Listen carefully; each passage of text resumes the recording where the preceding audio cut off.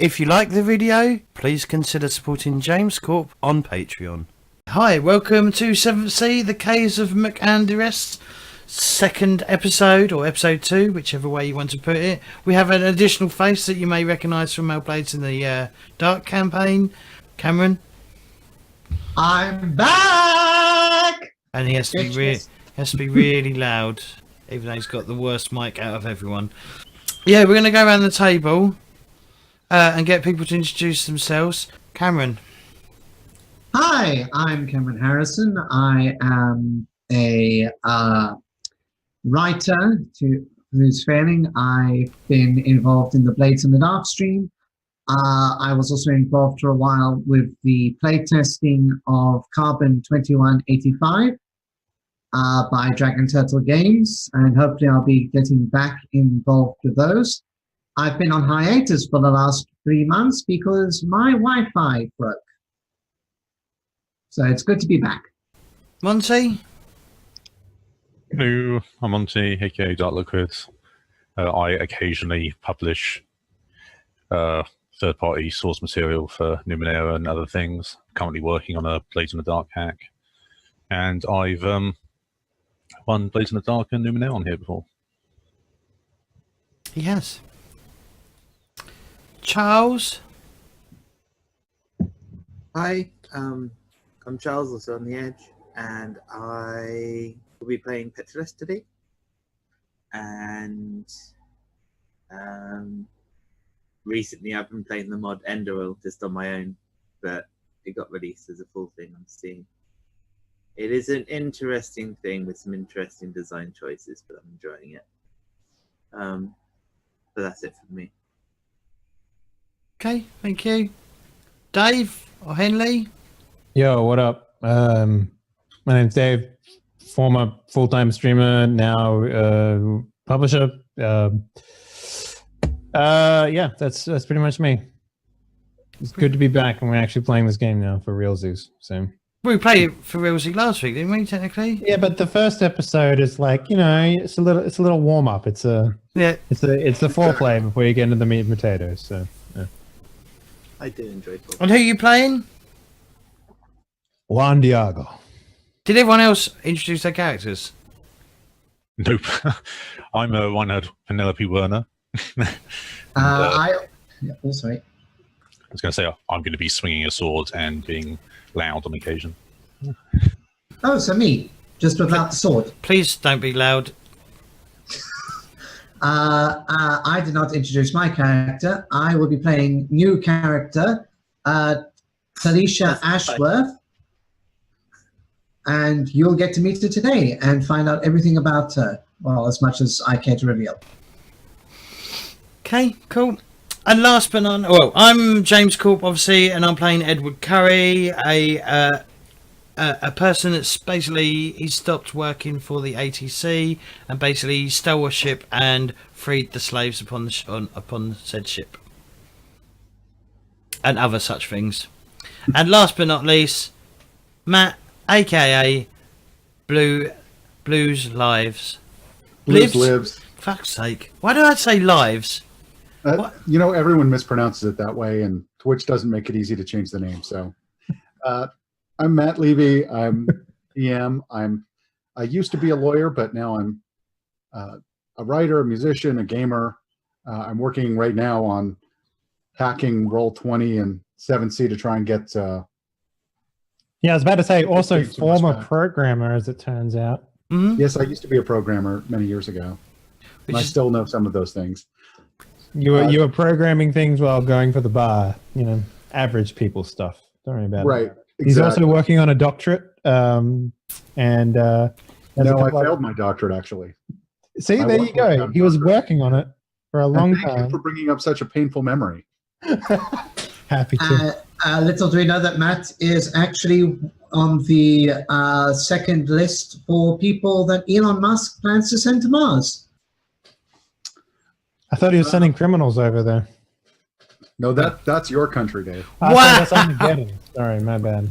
Yeah. Look, Wow, if you want to start doing this, man, we can, right?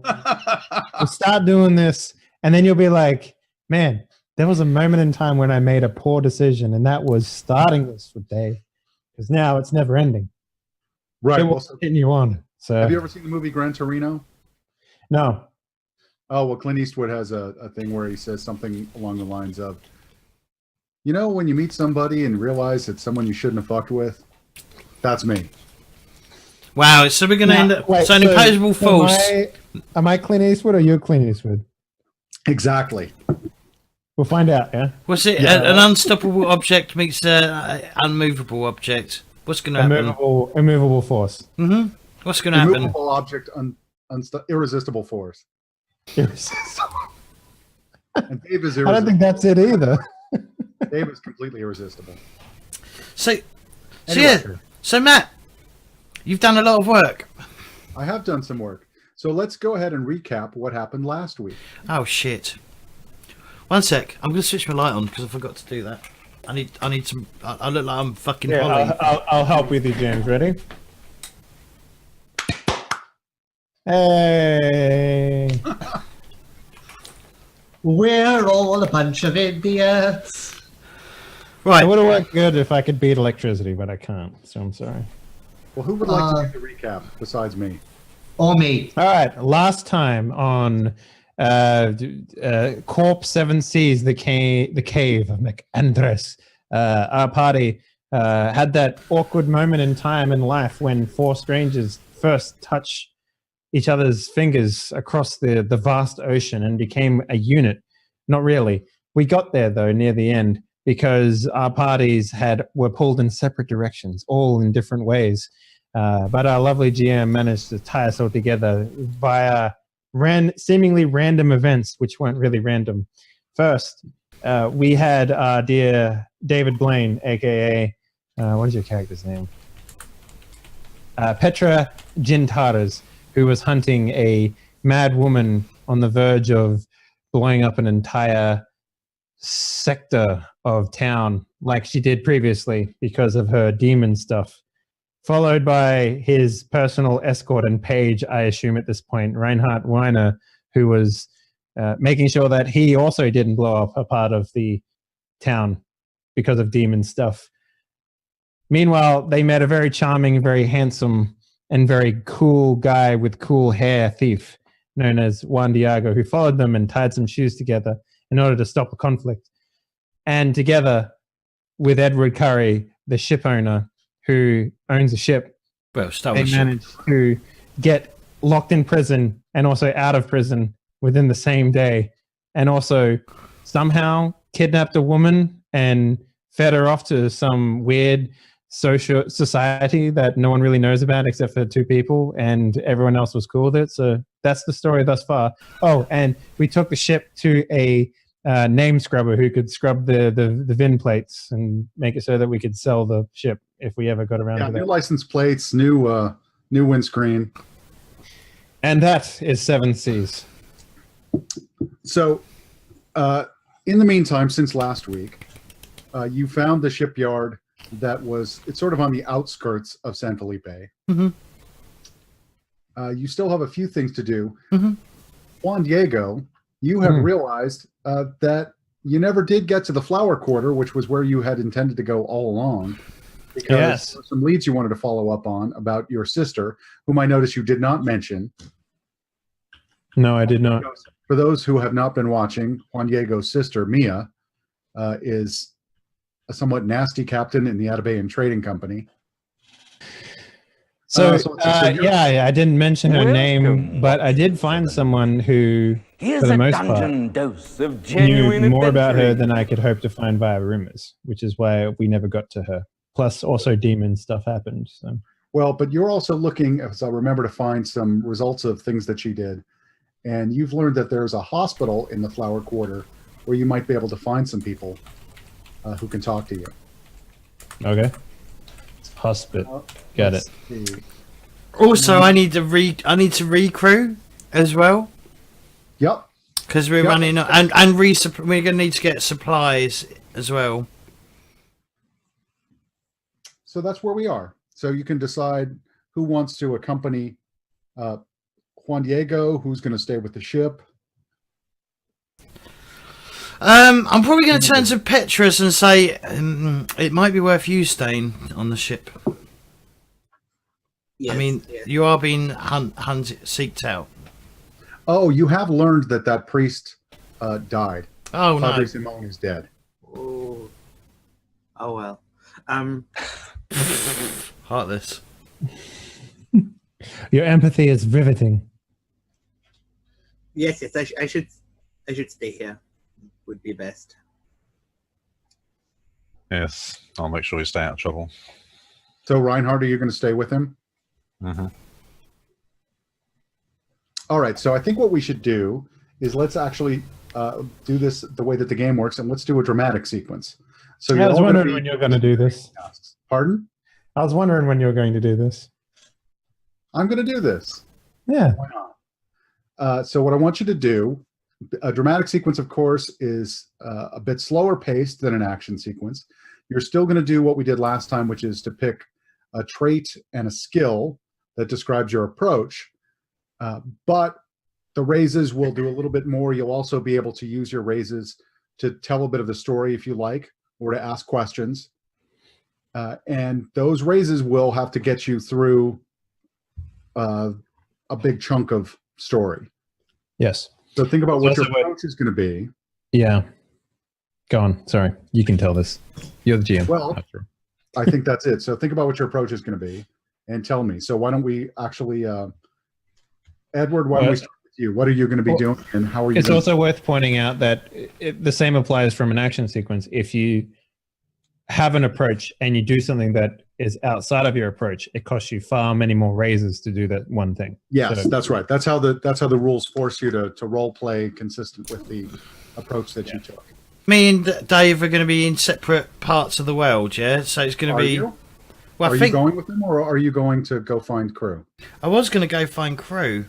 Well, so think about how are you going to do, what skill are you going to use to do that? Oh, I could come with you. What do I do? Yeah, I'll come with you. I'll see what mess we can get into. So the way I'm going to approach this dramatic sequence is I'm going to obviously not look out of place in the flower district, as in, I'm in proper naval garb. I look like a gentleman, like an officer is a gentleman, and I'm going to come forth as almost like well-behaved gentleman in this district. You mean a dignitary or something like that, yeah? Yeah, someone who's not going to look out of place, someone who, and I would like to be like, and obviously, I'll be asking people questions or trying. Is that an approach, or is that me just fucking stabbing Well, at are the you dark? investigating? Are you searching for people to help you? Well, I'm searching. Well, we've gone there. Why are we gone there, Dave? I need to, for me personally, Juan Diego needs to find information about his sister, about her crimes against humanity, as it were. Oh, sure. Okay. Well, I'm going to try and get people to sympathise with Juan's. Well, I mean, hold on to your butt a little bit there, because I'm not going to do it in a traditional sense. Oh shit! Is this going to go horribly wrong? All right, well, No, let's start with Dave then. So what exactly are you doing? As I mentioned before in the first episode, the key to Juan Diego's success is to not necessarily stand out, but to find information and have none know that he was there. So if, Edward Curry is coming with him, perhaps he is going to follow hidden in plain sight, as it were, I guess, and attempt to seek out this information via eavesdropping, via snooping, that sort of stuff. So it sounds like you're using hide and finesse. Yeah, I would say that's. I would also maybe. I'd even take theft as well, potentially, as something. But I'll let you decide which one is more appropriate for that. Well, I think whichever one you like. I think they both. They're let's both the pick same, one. but the approach is different for either one. So So which do you want to do? I was thinking hide, honestly. Either that or notice, as well. Again, it's your choice.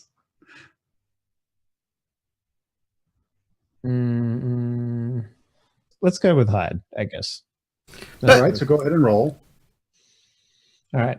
So this is the first time I'm rolling in this sequence with it, so I get that bonus. Okay, die. before you go ahead doing that, Dave, Yes. why would I be in the... I mean, I have no idea what I'm looking for.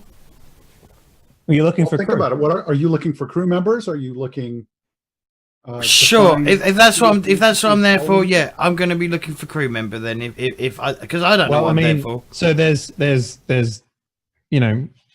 crew, and then there's specialized crew, which is like surgeons and doctors and people of medical practice and that sort of stuff, right? Can I interrupt? There's one more thing that James, that Edward needs to be worried about, which is he needs to figure out if the ATC is following him. He's stolen one of their ships. I think he assumes they are following him. Well, as I remember, one of your goals was to figure out who's following you.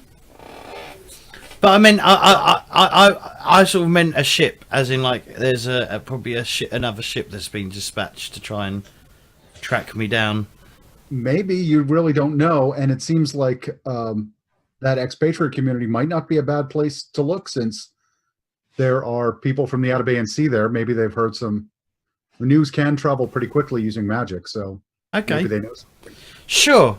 Okay, that's what I'm going to be doing then. I'm going to be asking questions and taking names. Basically, just I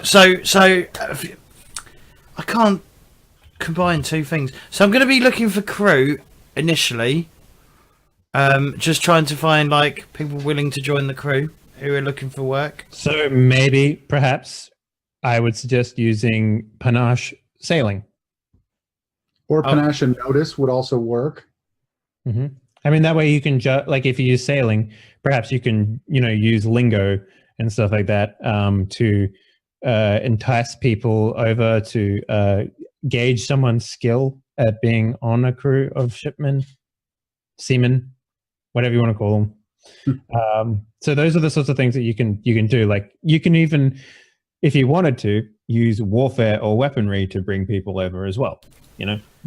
It really depends on the way you want to look at it. But in general cases, convince is a good one to go with if you want to convince people to do things. Or empathy. So my approach will be, so the way I'll be doing is obviously I'll be like going, we'll split the booty and stuff like that. You'll get pay often. You'll get a bed. Maybe it may be a hammock, but it'll still be a bed, and you'll get at least 3 square meals a day, and other such things. Hey, do you have contracts and stuff? Is that how you're doing this? What are we doing? That was nothing, Matt. You just typed nothing. Cuts the booty. Yeah, I didn't type anything. I'm just looking to see what people, looking at quirks and hubrises and. Oh yeah, what is mine? I've forgotten already. Exactly, that's why I put it up there.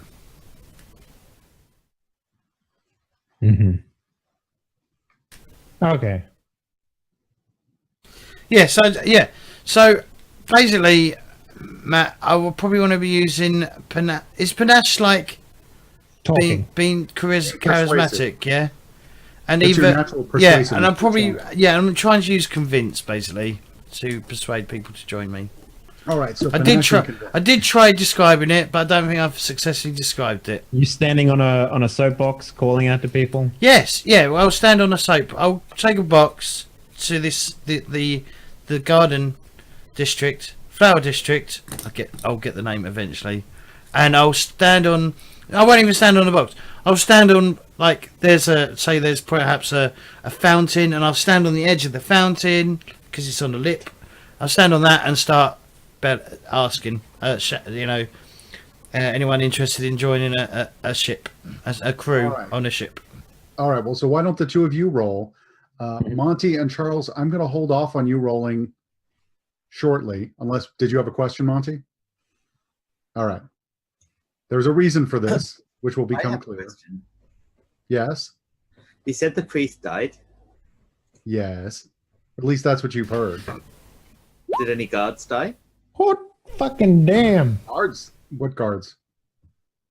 The guards that interviewed. that took away Hana.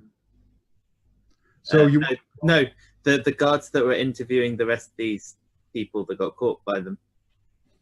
no, the only one who got struck by lightning from you was Padre Simone. Do we get? Okay, I was just theorizing. Conspiracy. Don't Do worry.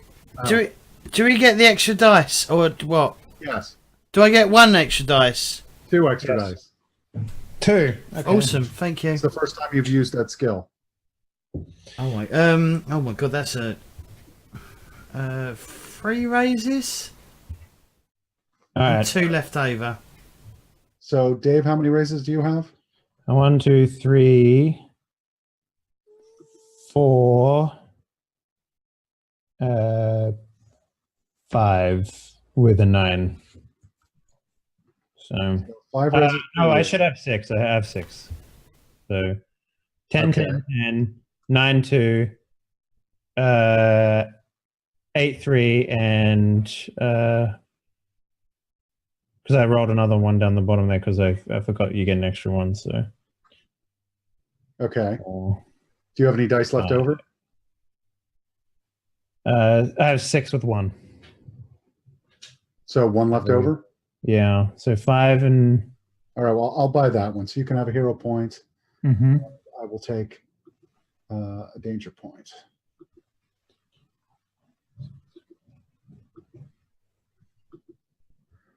Let's see. All right, so Edward, how many raises do you have? I have 3 raises and 2 dice left. All right. 3 raises and 2 dice left. Cool, more danger points for me. Oh wow, it's gone up automatically. That's awesome. Well, I did it, yeah. I have macros to do that with now. Okay.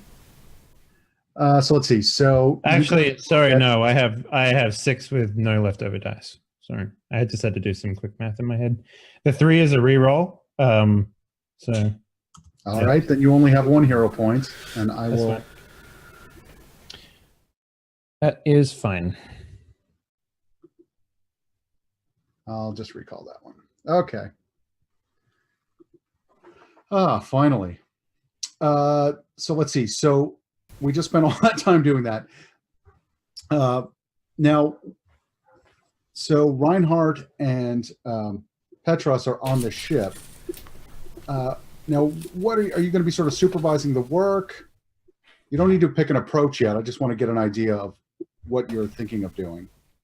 I was actually going to start just talking with the crew. The same here, actually. I wanted to, well, on a strange ship, we don't know anyone. I'd quite like to. Yeah. So for my new story, it's prove my worth from the ship. Okay. Is what I want to go for. And step 1 is find my own niche amongst the crew. Well, so then it sounds like you want to be talking to them and being persuasive in things. Yeah, that's what I was feeling. Like convince and wit, maybe. Is that really proving your own worth, though? If you convince Talking to them, Dave. Let him do what he wants. No, step 1 of 2, because basically I'm going to get a second point in sailing, because is find my niche. So I need to kind of just find my place in the crew, and it's likely that they've already got most things handled, with whatever people they have. So me making myself useful in some way is gonna push someone slightly to the side, most likely, which is why I think I need to roll wits and convince. Okay, go ahead. And I might be wrong, but +2. Okay. And Reinhard, what are you going to be doing? So I was thinking I'd help out with a bit of sort of the manual labor. I'd also challenge some people to some sort of friendly sort of physical games, like some sort of maybe light sparring athletics, or some arm wrestling, that kind of thing. Oh, so athletics or something like that. Yeah, something like that. Yeah, I'm thinking like brawn athletics. Yeah, sure. So brawn and either brawn and brawl or brawn and athletics. Well, you have athletics, so there you go. Yeah. All right. So you get 2 dice too. You can roll.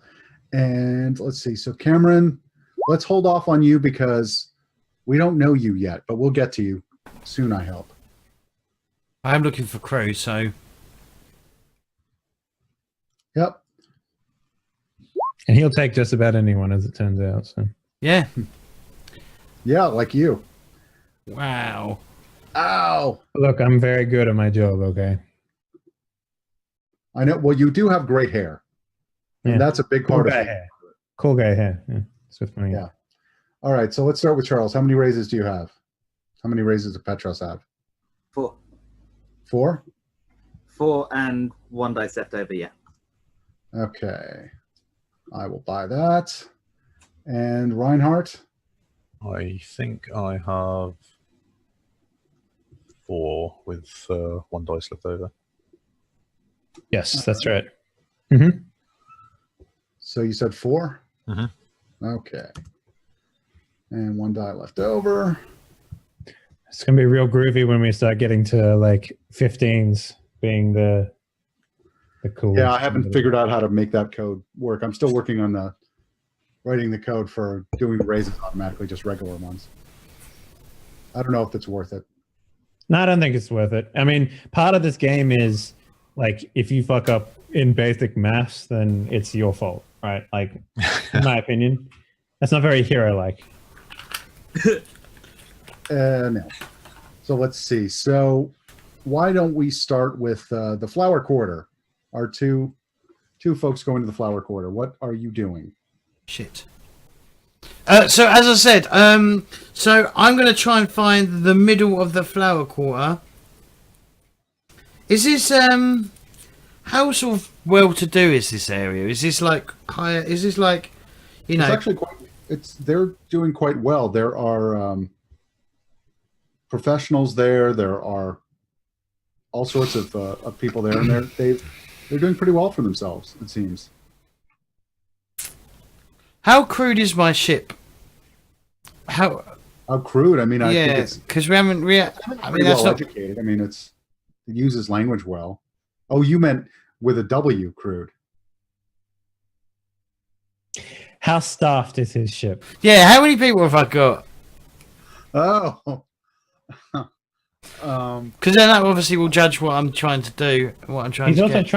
trying to change the name from SS Pedantic to something a little bit better, you know. So, I mean, is the ship good for shipping or? What do you think? You tell me. What do you need for crew? Well, we established in the narrative that I stole the ship, right? That's right. So I stole the ship. All the loyal crew, which will probably be the high officers and the specialised people, maybe not specialised, but they like to think they're specialised, like the quartermaster and so on and so. They probably went ashore. I reckon I've lost most of the officers. can I offer a suggestion? Yes, certainly. Make things a little bit more interesting. What if all the able-bodied sailors and stuff like that you have, but what you're particularly looking for is skilled individuals to make your ship better? Like, Yeah. for example, a cook, Surgeon. a quartermaster, maybe, and potentially like what do they call the person who runs the gun crews and stuff like that? Not that you have guns on your ship, but Well, I mean, Master Gunner. is that it? Yeah. Okay, Yeah. sure. See, in fact, I'm looking. So let's just say, let's just say I'm looking for a lieutenant first mate, a master of sail, a boatswain, master gunner, Boatswain. and a bosun. bosun, and Either one's fine. surgeon, doctor. All right. So Yeah, so that we can establish names and think of things now. Right. Yeah, so that's what I'm looking for. All right. So you're standing in the middle of the square. Yep. And I'm going to be like, Hear ye, hear ye. Ladies and gentlemen, I'm looking. Boys and girls. Do you seek adventure? Do you seek the rolling? Does the ocean beckon you to the ocean? Does the ocean beckon you to the ocean? Yeah. All right. So this is the way a dramatic sequence is going to work here. You have 3 raises to spend. Mm-hmm. You can spend one to tell me how people respond to your request. I want to spend 1 raise to have a group of people around me. All right. Well, you have a group of people around you watching this very strange but well-dressed man calling for I'm help. trying not to be strange, by the way. Well, remember, you're going to be a little strange to them. So let's see. Juan, what are you doing? So, as I said before, it's about identifying the key people to investigate, the key places to, rob or look over or whatever you want to call it. So my first raise, Mr. GM, will be spent on identifying key individuals who are worth my time and energy, as well as their locations of information about, say, people out in the Atabayan Sea, specifically about the ATC, and any mention of my sister. So are you going to be searching the crowd here, or are you going to actually go to a tavern or the hospital, or what are you going to do? Well, the district in itself, because the way that I understand dramatic sequences to work is that they can take up as much time as they need. So this 1 raise can cover just That's about absolutely right. me sort of covering like all aspects of this district, maybe taking like a couple of hours to do it as well. Sure. I'm just asking sort of what your plan is. Yeah, well, I mean, information is the key here, so I'd like to spend 1 raise to do that, if possible. Okay. Well, so let's say that you do that, and I think you are going to find yourself directed after you speak to a few people. You're going to get a hint that there are some people in a local hospital. Cameron, what's the name of this hospital? I'm going to call it the Ashworth San Felipe Hospital. So the Ashworth San Felipe Hospital, which is in this district, there seem to be some people, some Rahuri, those are natives of the Atabayan Sea, refugees, if you will, that might know something. And we'll get back to you. So you're going to be heading to the hospital. Now, back on the ship, as you're going through the crew, so let's see. Monty, why don't you tell me one of the crew members that you talked to? Okay. Yeah, I talked to one of the someone who's swabbing the deck at the moment. All right, so he's swabbing the deck. All right, then. What do you want? So, well, it looks like we're going to be shipmates for a while. It's do you what do you do to pass time when you're not mopping the deck? So he eyes you. His name is Stephen. You've learned that much. Mm-hmm. He looks you up and down, and I don't know, what did you have in mind? That's some friendly tests of strength, perhaps. It's You know, I only go with women, right? That's not what I mean. Yeah, perhaps an arm wrestle, bit of sparring. There's I don't have to take my clothes off, do I? certainly not. All right, then. All right, so you're going to go, you want to challenge him to something.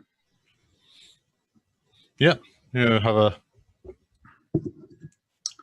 do like a Well, he takes his broom and he jams it in your stomach.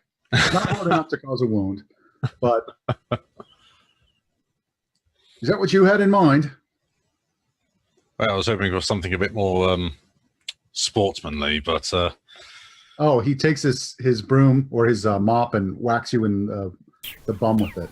yeah, can I sort of like grab it before he does? Or Well, do you really want to waste raises on that? This is much more entertaining. Yeah, I'm just gonna like sit him down. I just like grab the top of his head and just push him down so he sits like down on his bum. On his bum. That's going to cost you a raise, I think. Just for totally. The sequence. Oof. Oh, you're a big one, aren't you? I just changed accents midstream. I'm not going to do any more accents. You're a big one, aren't you? So I've been told, but so do you? So is that normally what you do then? Just attack people with no warning? I have work to do. Well, fair enough. You then. want to swab this deck for me? Not really, no. But is there anything else that requires a bit more? Something. There's some brass up on the bridge that could use some polishing. Here, and he tosses you a cloth.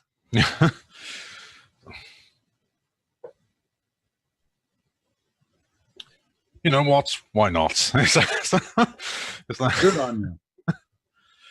We're going to be working together for a while, and we all should Exactly. kick in. Now, Petras, interestingly enough, you're having a somewhat different experience. There's a woman working below doing some cleaning. She doesn't really seem to know exactly what she's doing, but she seems to be trying to avoid attention. She looks a little familiar. Does she now? Yeah, she keeps her eyes down when she sees you. What was the name of the woman we captured? Oh, you mean this one that I just put on the board? That's Hana. Yeah, Hana. Yeah, Hana. Yeah, that does look kind of like her. Yeah. Ah, Hana. Seems we find ourselves on. She sort of almost looks up, but then seems to realize what she's doing and goes back to whatever, to sort of rearranging things that don't really need to be rearranged in the galley. It seems we found ourselves in the same place. Oh, you again. How did you get cause me away? enough trouble? How did you get away? Oh, the guards are fine.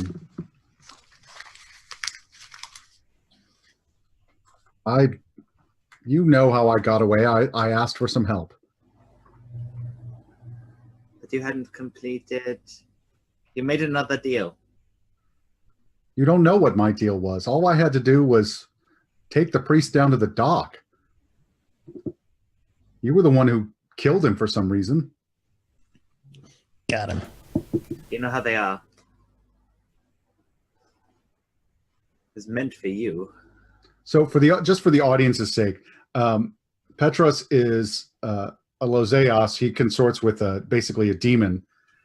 And demons, if you were watching the last time, then you know this, but if you weren't, Petras had been told that this woman Hana was about to do something terrible and needed the priests to do it. She took off with the priest down the street, and Petras, in a panic, asked his demon to shoot a lightning bolt, hit her, but the lightning bolt struck nearby and actually killed the priest. Although we only learned today that the priest died. But it turns out now what Petras has just learned, or at least what Hana's claiming, is that, in fact, all she had to do was get the priest down to the dock at sunset. I didn't add that detail. So if what she says is true, then Petras has just killed the priest for nothing. And it would be a typical kind of thing that one of these demons would do, to set up a situation where the the deal was completely innocent, but something horrible happens because of some misunderstandings. So that's what Petras has now realized, assuming that what she says is true. And I will remind you, actually. So as far as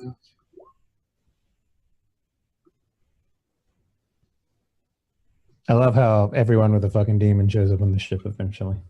so of course. as far as I'm aware as a player, once you've made a deal with the demon, until you've once you've taken a favor with the demon, until you have completed it, they won't give you another favor. Is that true? No, it's true. If you complete it, if it becomes impossible to complete because of, say, someone killing the person that you're supposed to take down to the dock, they'll usually give you something else you can do, usually more unpleasant. Although in this case, it wasn't all that unpleasant, so who knows what she was asked to do? You don't know yet. Yeah, I just pointed out your virtue, which you may want to use, which allows you to ask an NPC. You'd have to spend a hero point, but you can ask me one yes or no question about an NPC. Does she have a demon? Yes. No. Okay.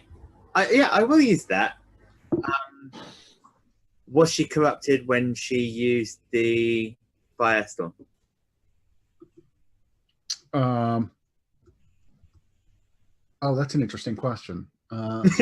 Yes. Yes or no? Was she GM? corrupted? Well, so I'm supposed to be generous, so I don't want to play games with this, but yes, she was corrupted, but there's more to the story than you know. Oh, sorry. I mean, the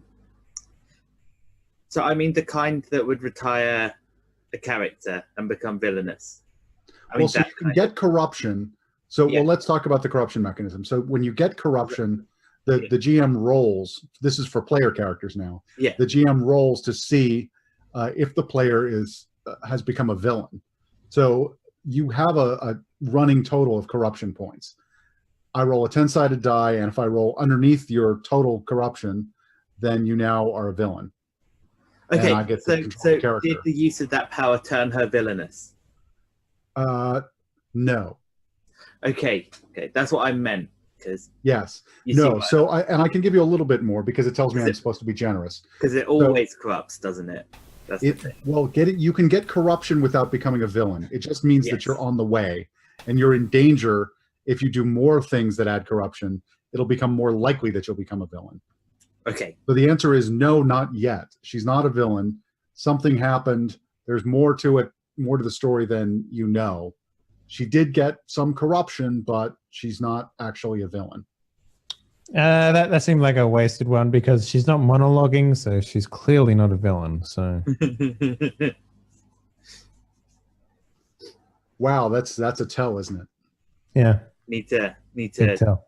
Is she twirling her mustache and putting people on the railways? Well, since she's not from Badachi, she doesn't actually have a mustache.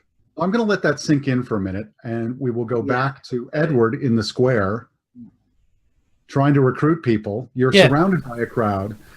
Now, you've spent a raise to get people around you, and if you want to do a little bit more with them, I think you can do that within the same raise. So are you speechifying? Are you trying to pick someone out who's likely? I mean, right now you're talking and the crowd is gathered around to watch this person talk. Yeah, I'm just trying to captivate an audience first, and then I'm going to start like, oh no, I don't get a second roll.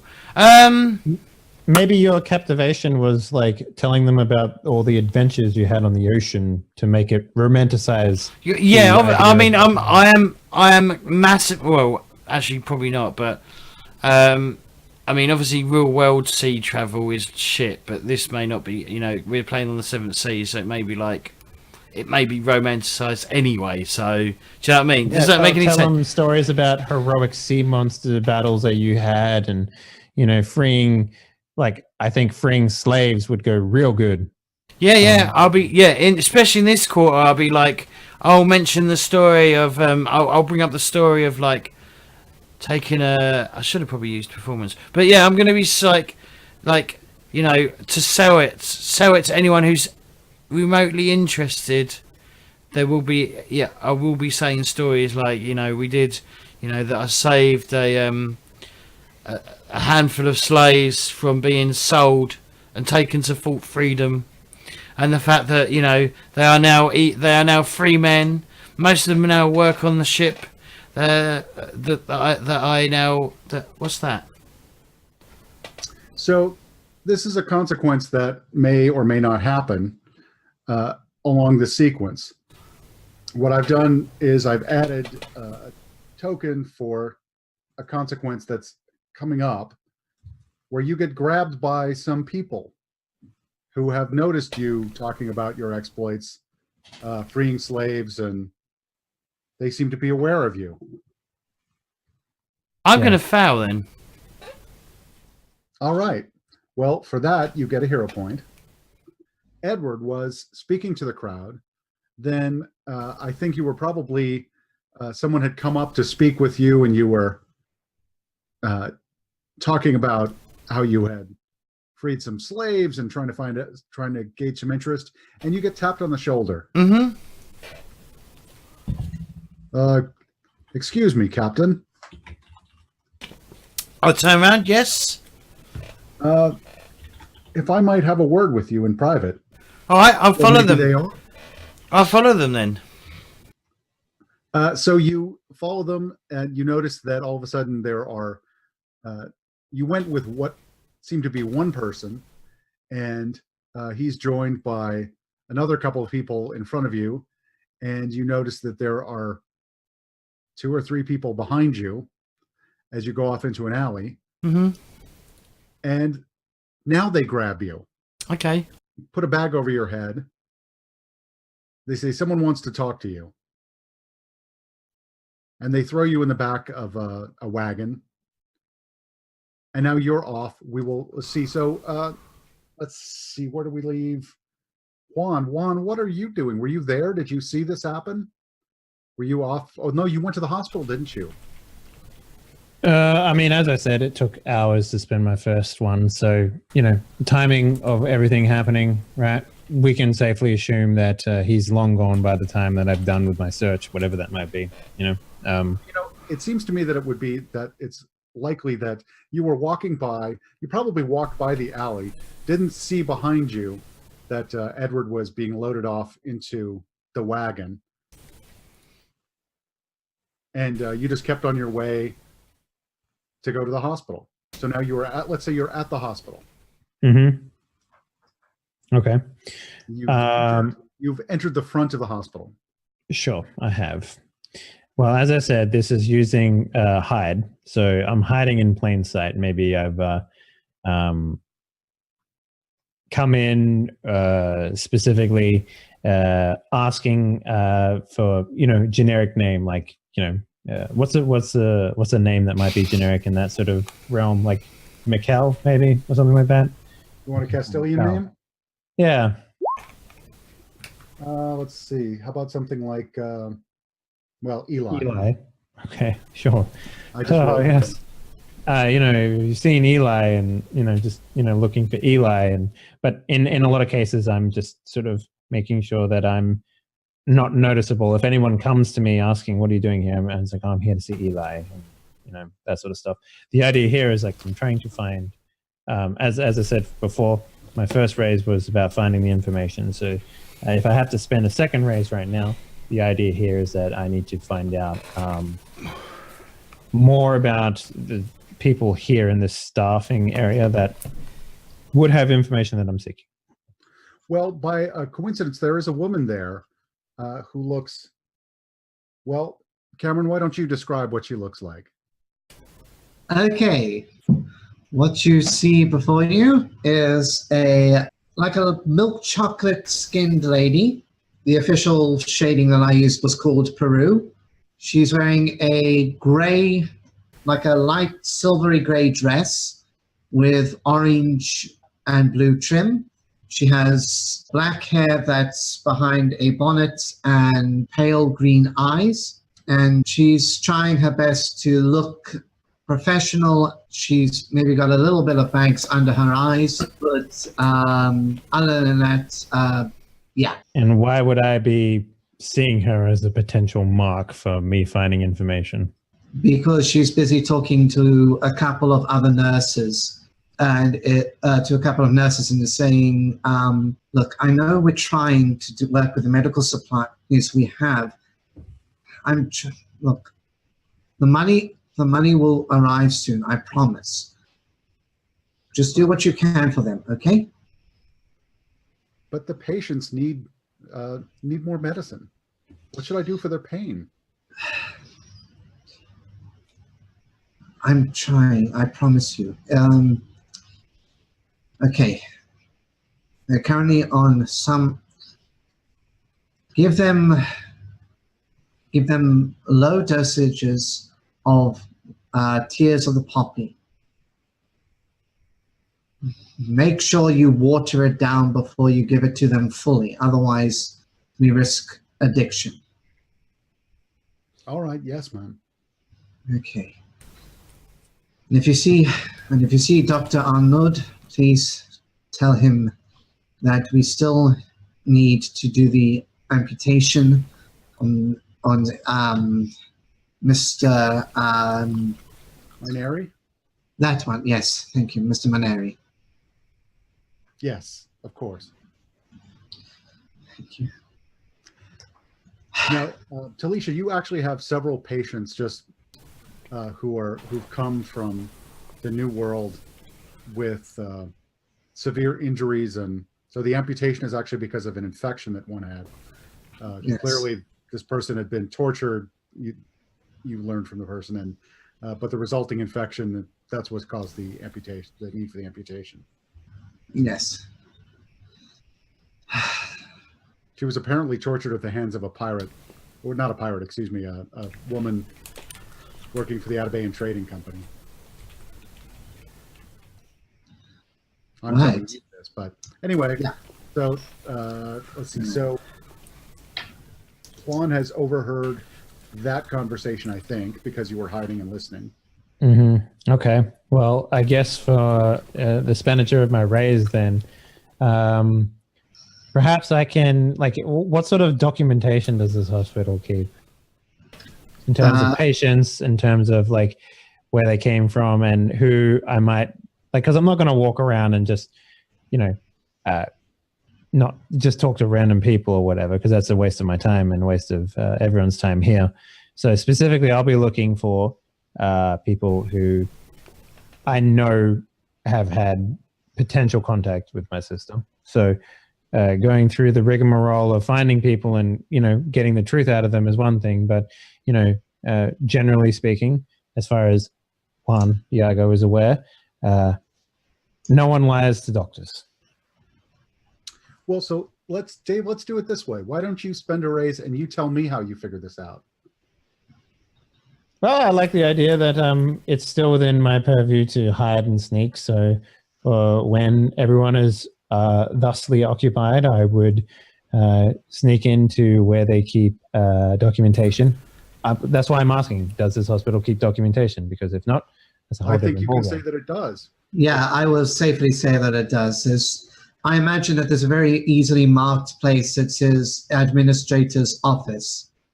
Okay. Yeah, I would go in there, do my business, and find out information about the names and maybe the description of like what sort of wounds they came in, like, malnutrition. Clearly, these people were maybe the object of slavery or something like that. Checking off some marks so I can find the right person to talk to. So you can find in the records that there are several people who have come from the New World. They're natives, Rahuri natives. They've escaped attempts to enslave them, but with major injuries. Some of them have had ears cut off. At least one of them's had ears cut off. There's the person that Taleisha Ashworth was talking about, who's going to have a leg amputated. And then now, the slaves normally get like marked in this world? That's actually a good oh, you question. mean like branded for ownership? Well, not so much branded, but like it's pretty popular to in fiction, I should say, for slavery to sort of mark one as a slave, so that in the case of like them escaping, then they can't live a normal life, right? So we can discuss slavery in this world. Slavery is not generally okay. Théah does No, I get not that, but recognize it there's as a parts good of the thing. world that do this, right? So, like, Pretty much let's say- just the Atabayan Sea right now, which is the Atabayan Trading Company does not consider itself subject to any country's laws, any nation's laws. So when it sells people into slavery, it's not doing it under cover of a law. You know, the slavery in the real world was done with authority of laws of various countries, including the U.S., including some parts of Europe, but not in this world. So marking someone as a slave isn't going to do you any good. Once they escape, the ATC has no legal recourse to get them back. They can't go to a court and say, "Oh, this is actually my property." You can't do that. No. There's no Oh, court I mean- you can go to. Sure, but that still wouldn't stop someone from branding their cattle. They might brand them in order to make it easier to find them, but I think. I mean, it's up to you. Like, think they've hit on- what I'm trying to say is, like, they might be free men here, right? But, like, they would the telltale signs of, like, maybe a docked ear or something like that, or like a tattoo on their neck or something like that. Something. Yeah, that's not what we're talking about here in the records. From what you can see, these are people who were attacked and escaped. They hadn't Okay. actually gone through some sort of branding. They were, according to the records, they were in some sort of attack and were then tortured. And any hypotheses there about the potential of, like, why they were attacked or anything like that in these documents? Well, as far as they can tell, the villages are attacked in order to take people as slaves. At least one of them, the one who is having a leg amputated, was tortured to find information about other people from the village who had apparently hidden. Okay. Well, More in than that you case, probably have to talk to the patients themselves. sure. All right. Well, I mean, I know who to talk to, right? Exactly. What about, like, difficulties of conversing? Do they speak English in these documents? Well, they speak Old Théah. Oh, sorry. Or Castilian. Some of the records are in Castilian, which you also Mhm. see. Okay, cool. Well, that's a good start. So I will spend a raise for that then. I took your raise off. Mm-hmm. So let's go back to the ship because there were some goings on the ship. Petras, you have encountered Hannah, and let's see, Reinhard, have you gone below decks? Are you still polishing the brass, or do you want to be part of this? Or I mean, chances are I would have done some polishing and whatnot, and sort of headed down into the rest of the ship to see what was going on. Keep an eye on Petras to make sure he's. well, you encounter Petras talking to that woman looks awfully familiar. I don't remember. I don't think you actually got a terrific look at her. You saw her, but you didn't interact with her Yeah. that much. Yeah. So you see them talking. And Petras, what are you talking about?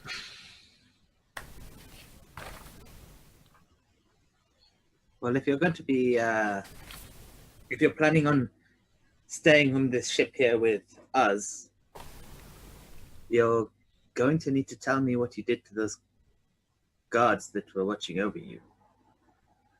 Well, I have a deal with my Devas over darkness.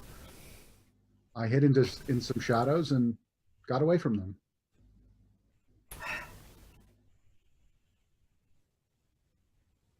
Yes, yes.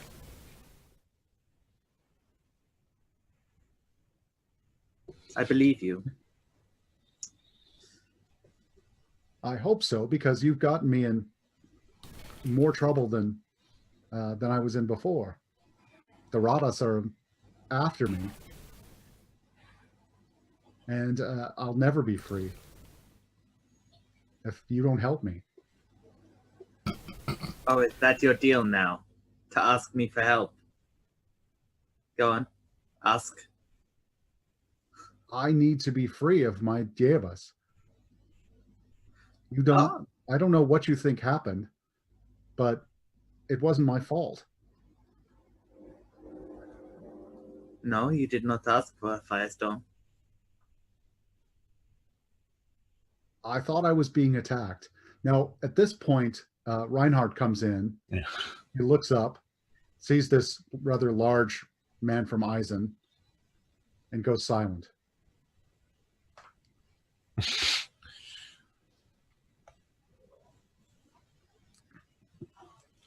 Oh, Is you're this Petras? talking. Yeah. Don't worry about him. He is. How do I know I can trust him? I don't even know if I can trust you. I just don't have much choice. I'll Well, just like tried to- push my past, push my way past Petras, and like just reach out my hand and be like, Reinhard, Penelope, Werner, at your service. It's I'm called Hanna Szymanski. You do recognize the name. That's the person I was looking for, definitely. yeah. yeah. So I hit it and I'm like, I see, and sort of turn to sort of Petras. And with that, he knows who you are from my perspective. So I'm afraid you've already given yourself away there, Hannah. Look, I would be interested in helping you, to be honest. But Well, so now we go to, let's say, she's going to tell you the story, but we'll do it in the form of a very brief flashback. So we see her sleeping. We know that this is the house of her family. This is the story. So she's gone home to visit, and she wakes up and sees herself being attacked by some sort of horrific creature with tentacles, with slobbering teeth, and she panics. We see her scream for Wilco to help her. He appears and kind of laughingly asks what it is that he can do for her.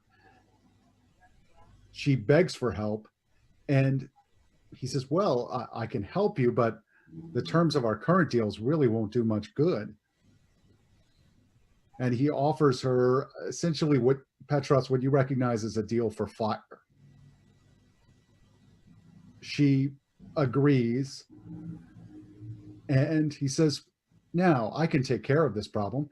It'll just be, I just need you to go and see Padre Simone in San Felipe. Take him out to the dock at sunset.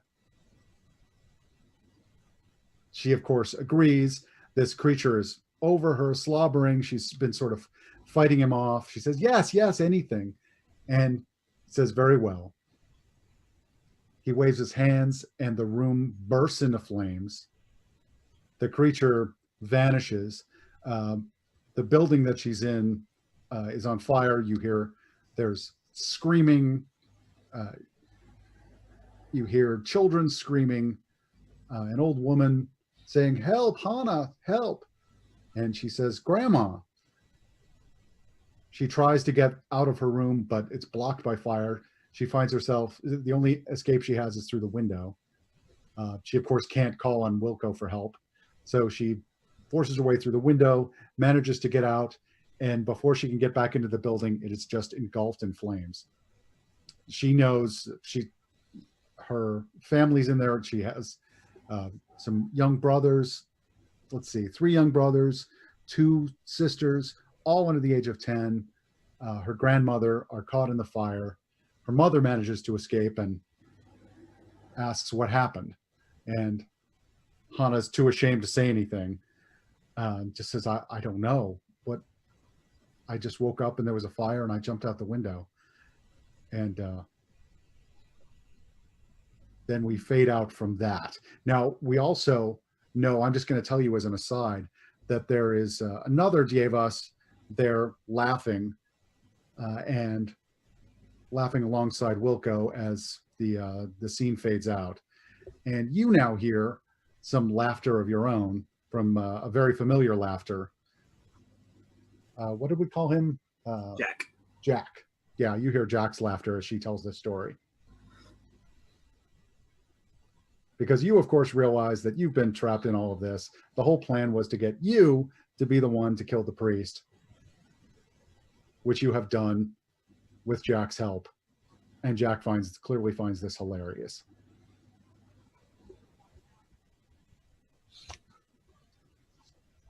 Jack? Yes. I didn't agree to be part of this, Jack. Oh, but you asked for my help. I only did what you asked. You're conspiring more than I like. Conspiring? No, I did only what you asked. That's our deal. You With asked to shoot Wilco. lightning. I shot lightning for you. You're conspiring with Wilco. Conspiring? No, not conspiring. Again, I only did what you asked. You should be more careful. Yes, perhaps I should. Perhaps I should.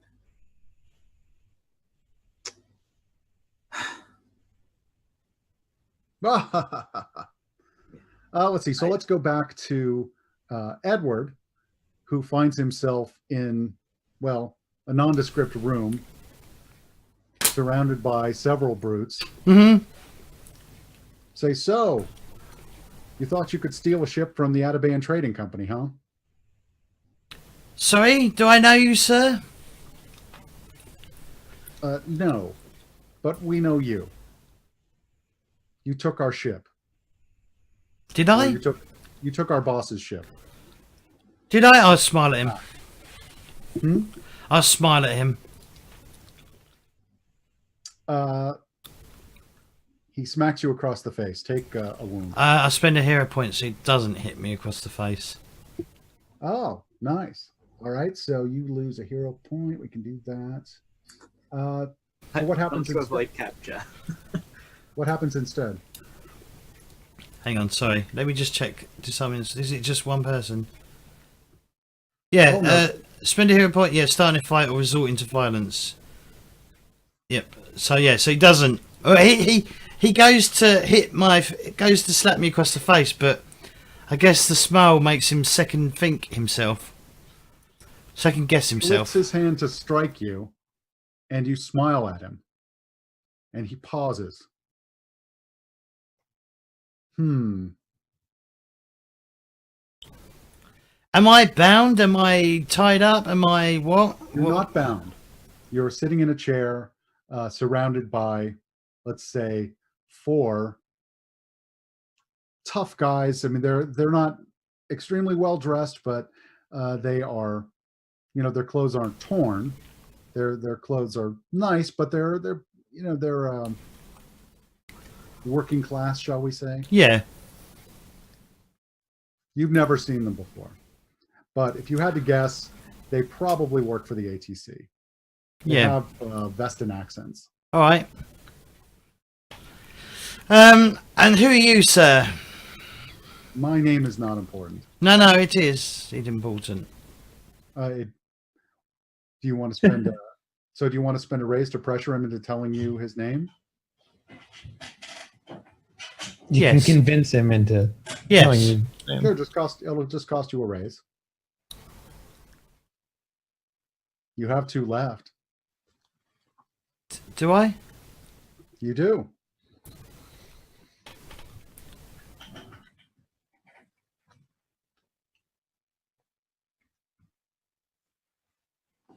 Yeah, can I spend a raise then, please? Yes, you can. So what are you doing with it? So now you can tell me something that happens, or a question that you want answered. I think what happens, one of the brutes accidentally calls him by his first name. Why don't you tell him his name, Jeff? All right. Well, so let's see. So his name is. Let's see. I just rolled it. Pear. Pear? What a name is that? Pierre. Well, I have an old friend named Pear. He was a drummer. So Was that a really great nickname? blues drummer. No, his name's Pear Hansen. Okay. Used to play with Ronnie Earl, who's a fantastic blues guitarist. Veston. Oh, that's That's like Holland. Yeah. Scandinavia. Yeah, Scandinavia, isn't it? Yeah. Okay. Yeah. So so one of his colleagues basically like tells me he's not accidentally like going. Why don't you just tell him your name, Pierre? Pear. Pear. So, or maybe it's something like, Pear. Don't tell him anything. Yeah. Pear. Don't tell him anything. Nah, he forgot that he was wearing his name tag that day. Yeah, from the local. What's the 7C version of Walmart? I don't know. Ye Walmart. Maybe there's like a. You know how there's a dollar store, pretty much. Well, so a dollar store or a Pound World or every place. Wait, every Pound country's- World is a real thing? Oh, It's fucking. Poundland, but sure. Poundland, whatever. But right, or everything for a pound or something like that. Yeah. So he maybe has a name tag from Peso World, or no? It's what do they use here? It's If it's Castile, it would be the peso. Dave. You know the currency. You know everything. What's the currency? Remind me. In what? In 7C.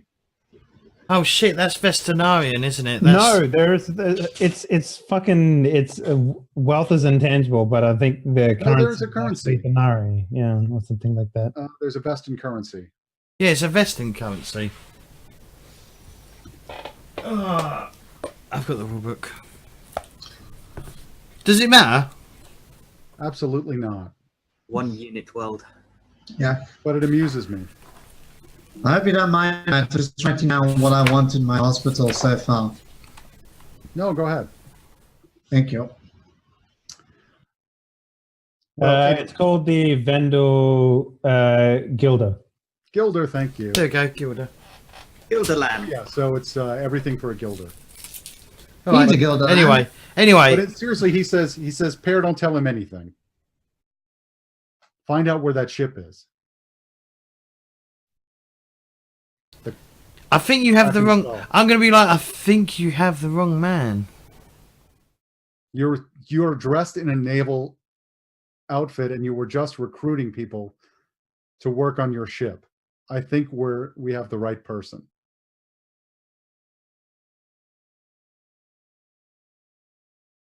Where is our ship? Your ship? Yes. It certainly isn't yours. Your ship? What, the ship that you say I allegedly stole? Yes, the ship that you stole. I believe it's at the bottom of the sea now. Scuttled. Really? Scuttled. Well, that would be unfortunate. Would it? It's an expensive ship. Hmm. With immorals. How would you plan to pay for that ship? I wouldn't. Oh, that's also would be an unfortunate choice. Are you sure you don't know where our ship is? Hmm. Yeah, I'd start looking near I'd start looking near the Widow's Sea, somewhere near there, I think. If the ship sank there, how did you get here to San Felipe? Well, you see there's these little things called rowboats. And then I rowed a boat to Montaigne.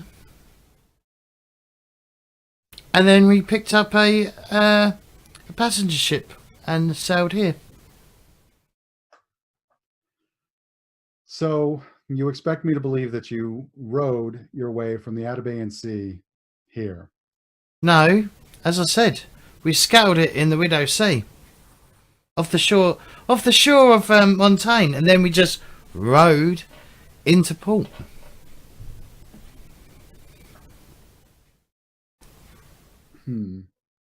I actually need to think about what's going to happen to you because it won't be good. So while I think about that, why don't we go back to Juan, who seems to be wandering around the tabletop? Good one. Okay. Well, I have this information that I need now. So I guess I need to go find this information. Find out more about this information, I guess. So I'm going to go talk to One Leg McGee. Milani. I mean, you can call him that if you like. I don't think you'll like it. Oh yeah, I'm sure he'd like one-leggy. Maybe you could call him Hop Along. No, he sets up a chain of places that sell pancakes, and he becomes IHOP.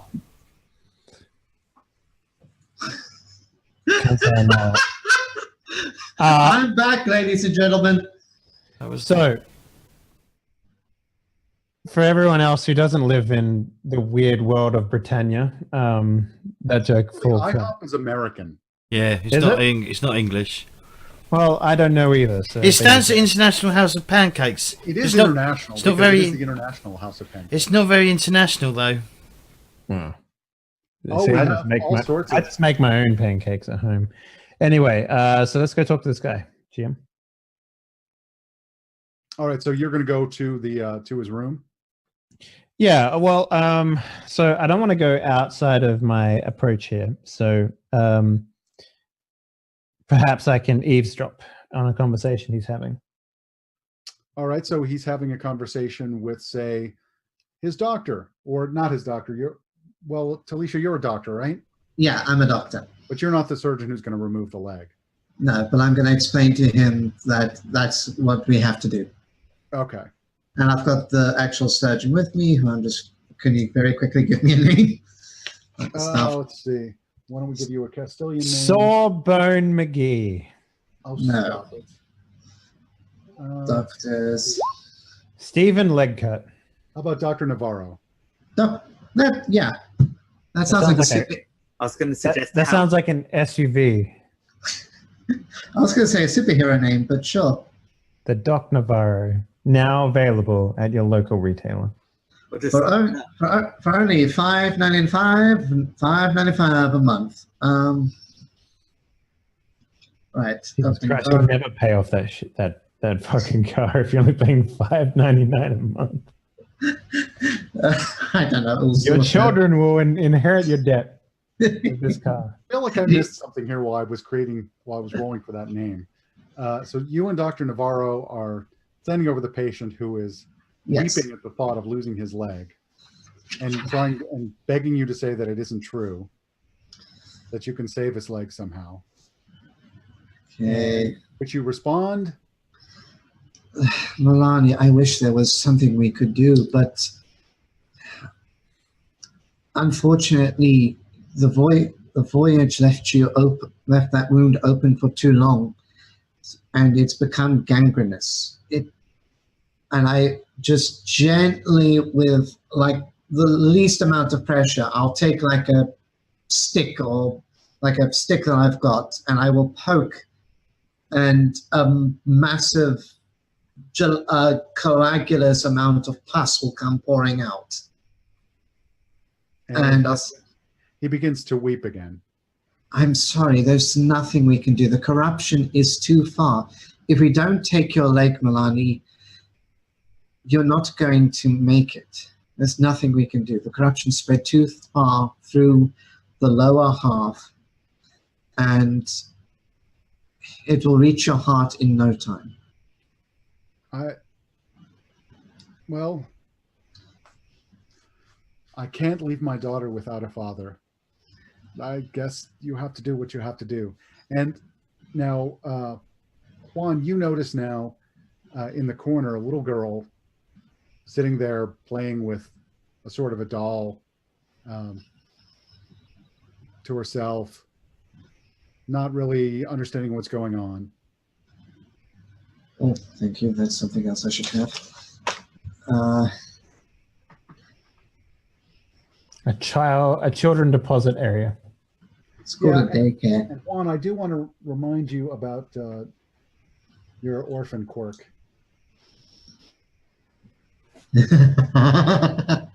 Thank you. Okay.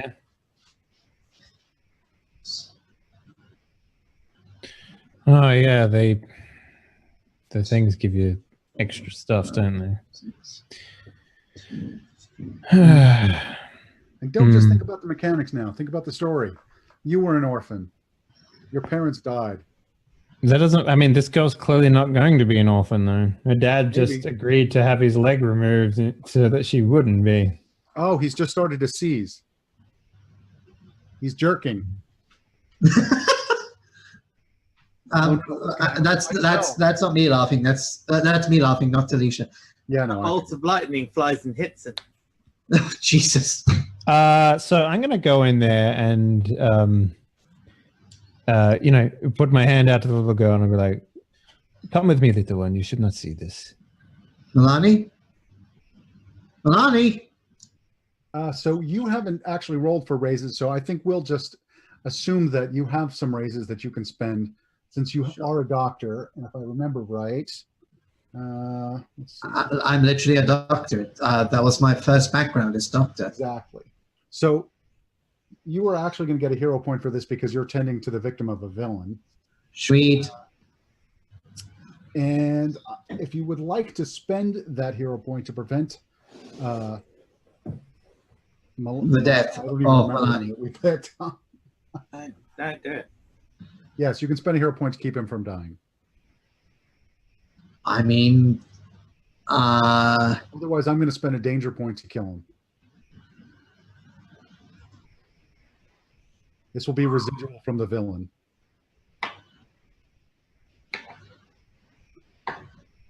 Or I will say that Juan, you can spend a hero point to keep him from dying.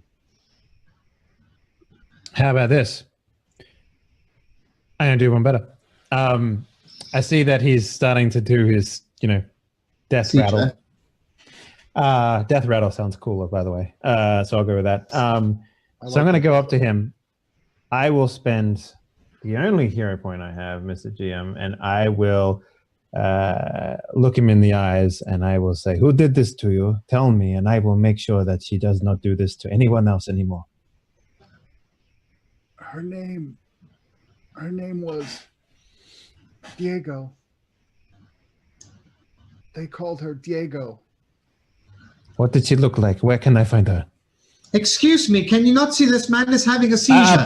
I'll put my finger up like this, and I'm just like, tell me now. Don't make your last breath useless.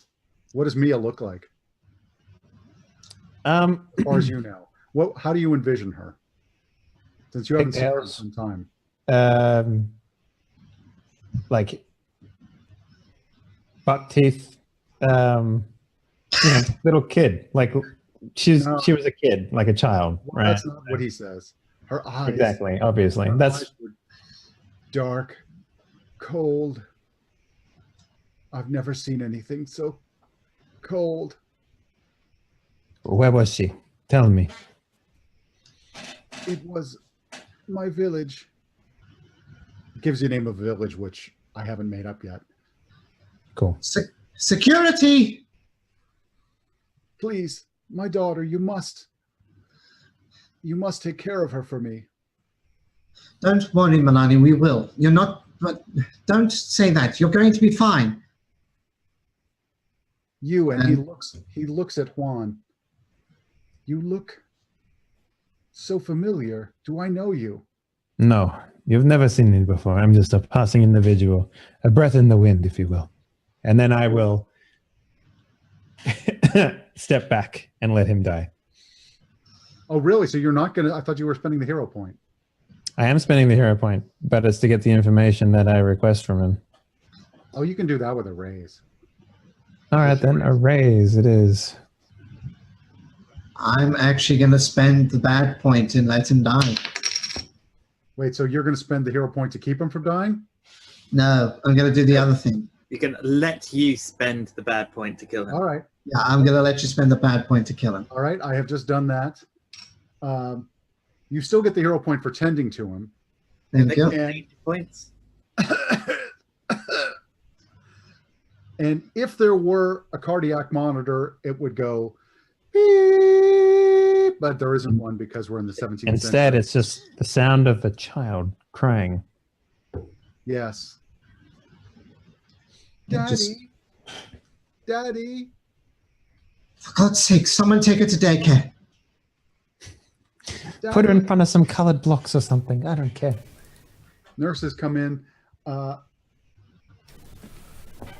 So, Juan, this is breaking your heart. Even if you, the player, don't see it. Mhm. You, the character, does.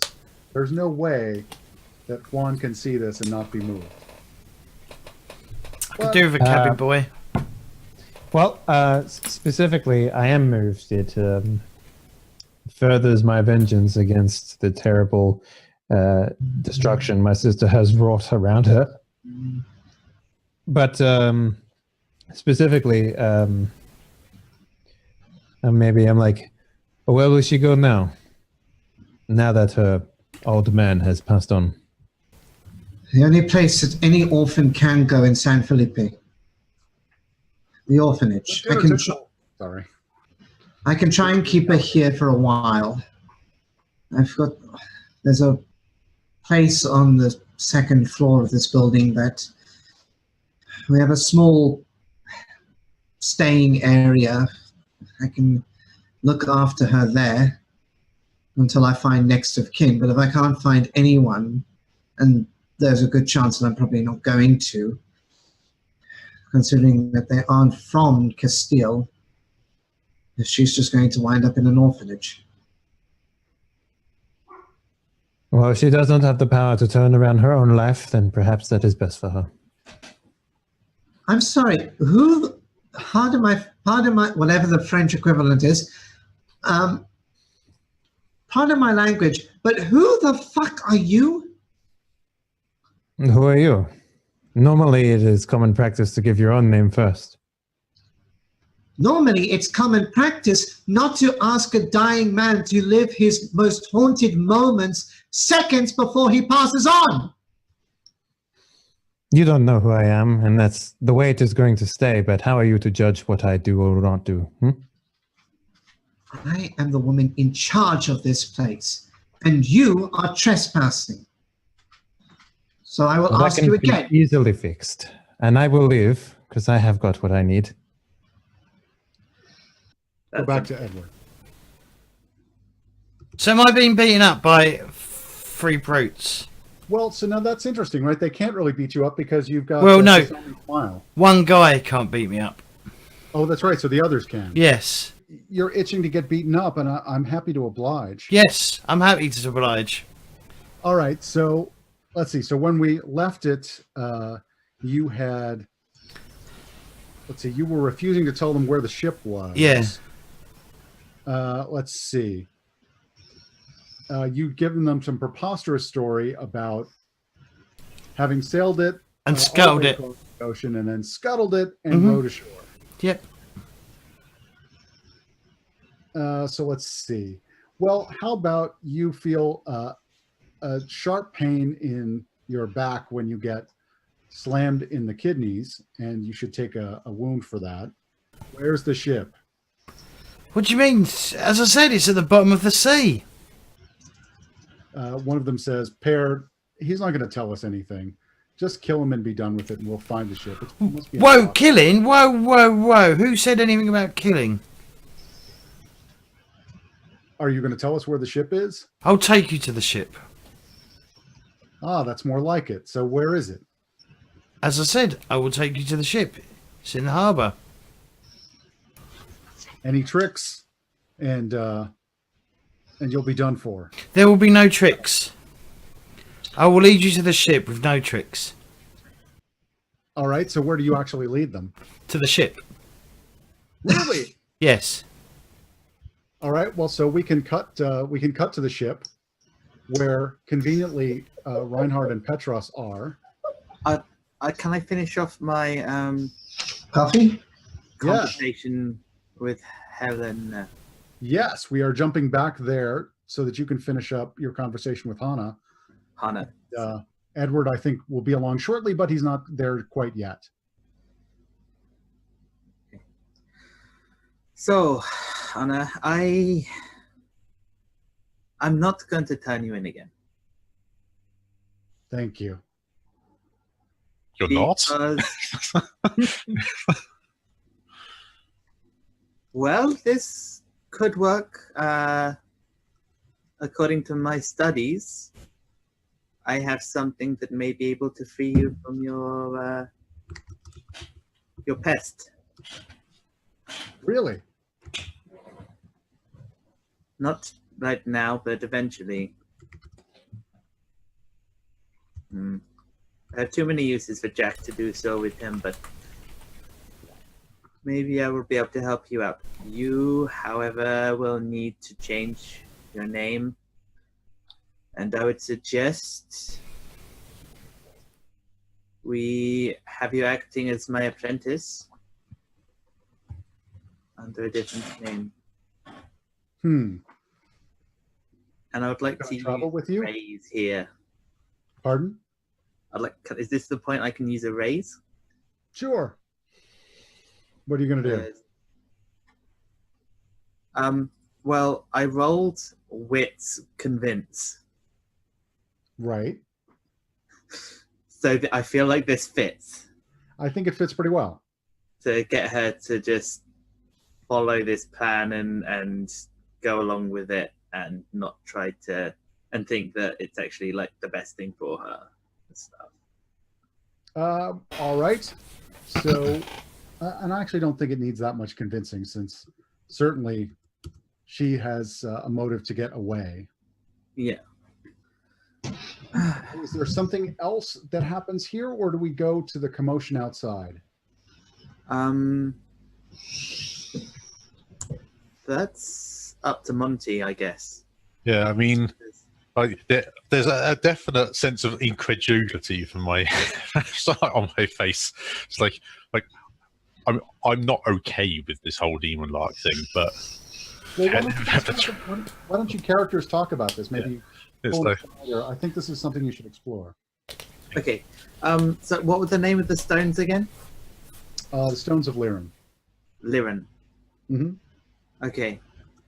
There are the stones of Liren, and that should, upon collecting them, should give me some form of control. Not exactly sure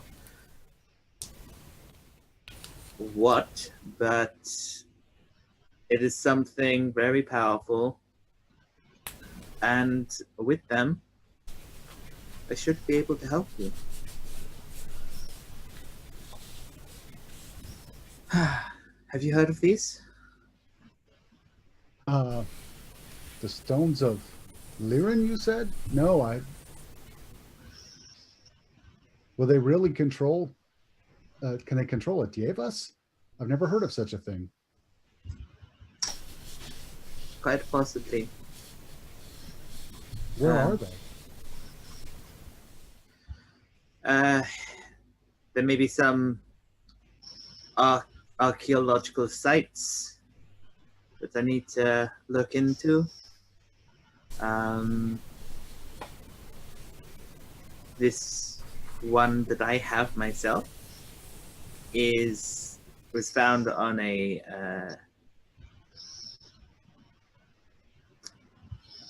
used to belong to a slave. They held them on them, but I'm still looking for leads. This is my primary concern at the moment. So, I'm trying to decide. I think just thinking out loud for a moment. So, Jack, of course, knows about your plan. Yeah. How do you think Jack is reacting to it? Is he nervous? Is he? What do you think he's been doing? I mean, he's not taking action against you because he can't really do that, but he can certainly talk to you about it. What has he been telling you about the stones or talking about? Do you think he's nervous about it?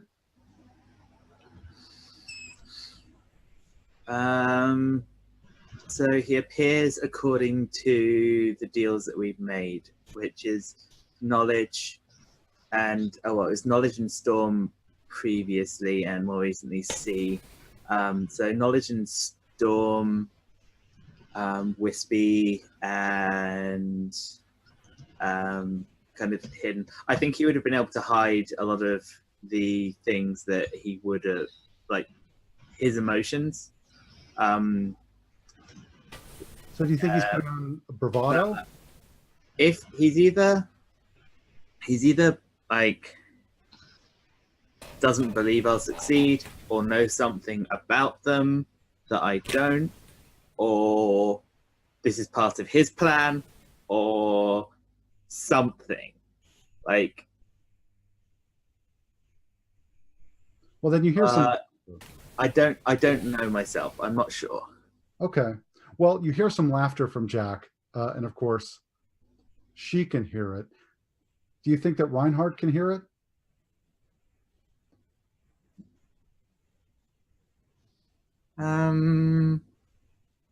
Monty. Monty, does Reinhard hear Jack's laughter? How does it react? No, I've always kind of just seen Petras like talking to himself, or like, or it's like yeah, I know there's this thing there, but like I don't know. I've never heard it or seen it type thing. Apart from Maybe he saw it when I was running along because Jack wanted everyone to see him at that moment to cause a bit of chaos. Yeah, that happened. But yeah, so maybe you don't hear the laughter this time, but he's letting Hella hear it. Yeah, Hannah has to hear it. Hannah. We'll get the name right at some point. it's becoming an in-joke. Well, the name's going to change anyway. Right. All right. Well, so there's so Edward, you come to the ship with these people around you, and what do? Do you call out to your crew? Do you just? No, I'll lead them up the gangplank. Has the name been changed? It's potentially. It's probably still in the throes of being changed, or they haven't started working on it yet. Well, let's say they haven't started working on it yet, so that it's clear this is the right ship. Okay, cool. Right, so I'll go up first. I'll lead them up. I've got my hands up. I'll get to the end of this thing, end of the ship. Well, I'll get onto the deck, and I'm gonna. So this is my plan. I'm gonna kick the fucking gangplank. I want to go to an action sequence, by the way. I'm gonna kick the I'm gonna kick the gangplank using the ATC special ability, which stops anyone boarding for an action sequence, and I'm gonna spend a hero point to use leadership and be like, we're being raided by the AT or boarded by the ATC. Take them alive, and I'm going to spend a hero point to that. And that is a wonderful time to cut away. How many of them are there, by the way? 4, there 5, are 6. 6. Half a dozen. Yeah. Yep. But that's a wonderful time to cut back to the hospital. Was that an alright idea? That's what I was thinking about doing on the way. That was great. That's brilliant. Beautiful. That's beautiful. That is genius. And it gets the other people involved. It's really, really good. Yep, absolutely love it. Now we just got these other two we got to get involved. So when last we left Juan and Taleisha, you guys were arguing, and you hear the sound of an alarm, sort of. Well, not an actual alarm, but people screaming fire. There might be a bell ringing. Yeah, there might be a bell ringing. Yeah, there would be a bell ringing. And there's smoke coming down the hall. Oh shit! Fire! Oh. People are running by, and someone stops and yells at Taleisha. Taleisha, they threw torches into the laundry. I don't know what happened. The fire's getting out of control. We have to get the patients out. Shit. Okay, start with the TB and cholera wards. With the TB and cholera wards. TB? Wow. All right, fine. Anyway. Yes, the cholera I imagine there's TB in this universe. There must be. So Okay. people are following your orders. We don't need to actually role play it all out. You can direct most of the patients get out. The little girl gets out. Her father, unfortunately, does not. Well, her father, well, it seems on the funeral costs, I say out of character. Yes. And Juan, you are, of course, talking to people to find out what happened because you'd be somewhat curious, I think. And the reports are not there. Let's see, how do I want to put this? It sure seems there's something striking you here. It feels like you just have this feeling. There's not evidence so much as a feeling that your sister is behind this somehow. The ATC is behind this. That there were just too many stories. There's something not right here. What sort of clue might lead you to believe that it's the ATC? Did they leave something behind? Well, I mean, I just had an idea. Okay, let's hear it. They've painted on a wall, slaves should remain slaves. Okay. As the flames burn around that. They could have been threatening to do it. People could have been coming along Yeah. and leaning on them. Yeah, that too. Any thoughts, Dave, on what other?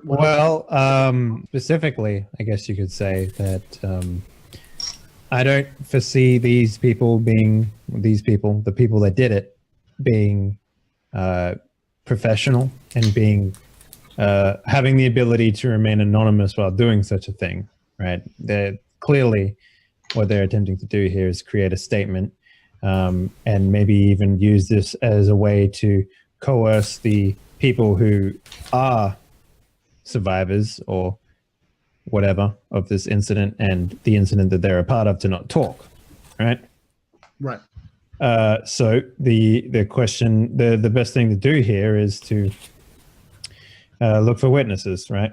No one is going to be able to walk up to a hospital with a Molotov cocktail or a torch or whatever it was and set fire to it without people noticing.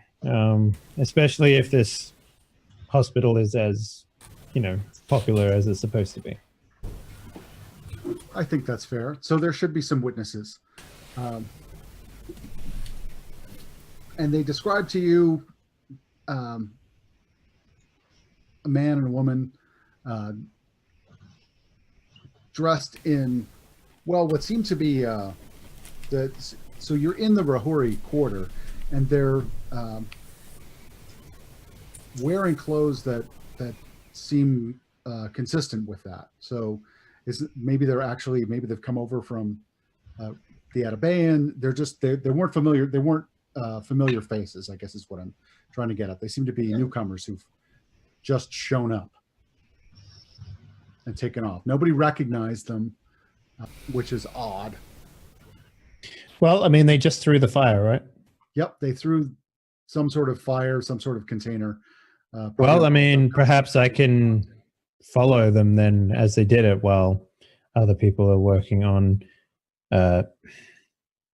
making sure that the victims of the fire don't get too badly burnt, because it sounded like that wasn't the case. So, yeah, that shouldn't be too hard to get a lead.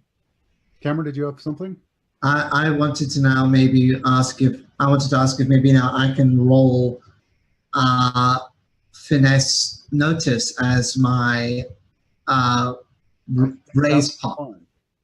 Please go ahead. Okay, I have 5 raises then. All right, so I will give those to you.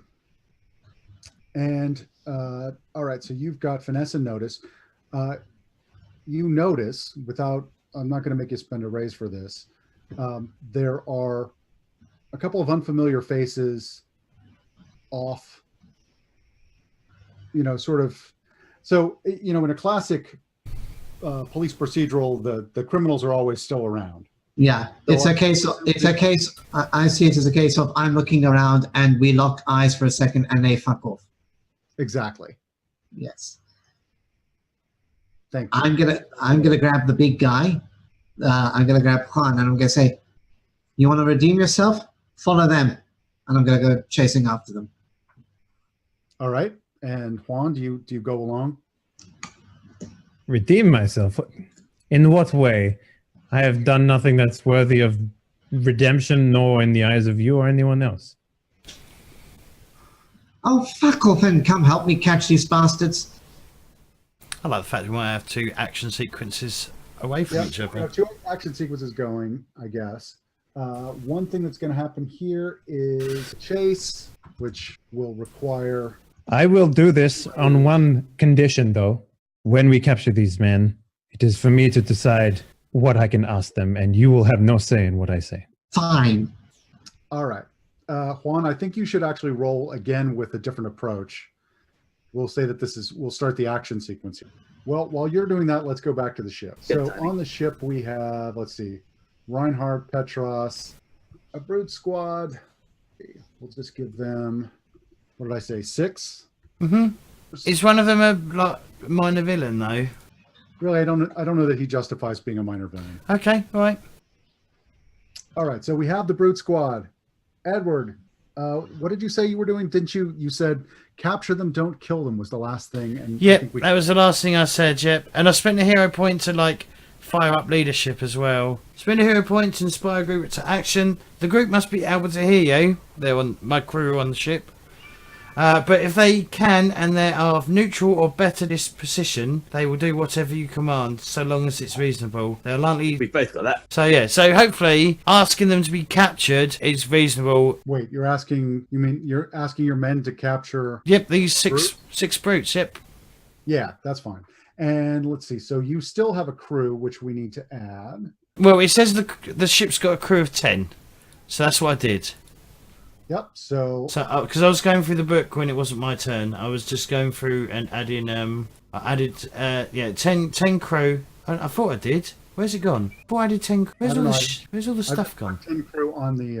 I put 10 crew on the board here. Did I do it to my character sheet, Mike, by mistake? Yes, I accidentally did it to my one. Oh. I need to get rid of that. Okay. So let's see. So we have 10 crew. We have 6 brutes. The brutes will go. All right, give them a turn. A turn for the brutes. The brutes go last. The crew also goes. They go before the brutes. Hey, this actually worked. What do you know? Almost. Juan's down here. All right. So if we look at the turn order, I think that's about right. Oh, Edward, you can. Yeah. So there we go. So it looks like either Petras or Reinhard, you can go first. And you kicked off. Am I right that you? So to make it narrative sense. Yeah. For the ATC special ability that the ship has. As they were following up the gangplank onto the ship, I kicked the gangplank away off the ship, so that they fell in the. Well, maybe majority of them have fallen into water, so they're going to be scrabbling up the side now, which gives us a round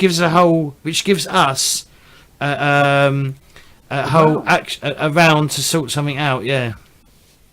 All right. Well, so why don't you figure out your plan here, because they are sputtering. Let's say 3 of them fell in the water, 3 of them are on the dock yelling at you going "Arr!" So my approach is going to be, so they can't attack, they can't get on board, right? They can't have a round to figure out what you're going to do. They are so I'm going to start just getting everyone give everyone a chance to get their swords ready, get themselves ready to basically grab these guys and fucking haul them down into the hold. So if I can make a suggestion. Yep.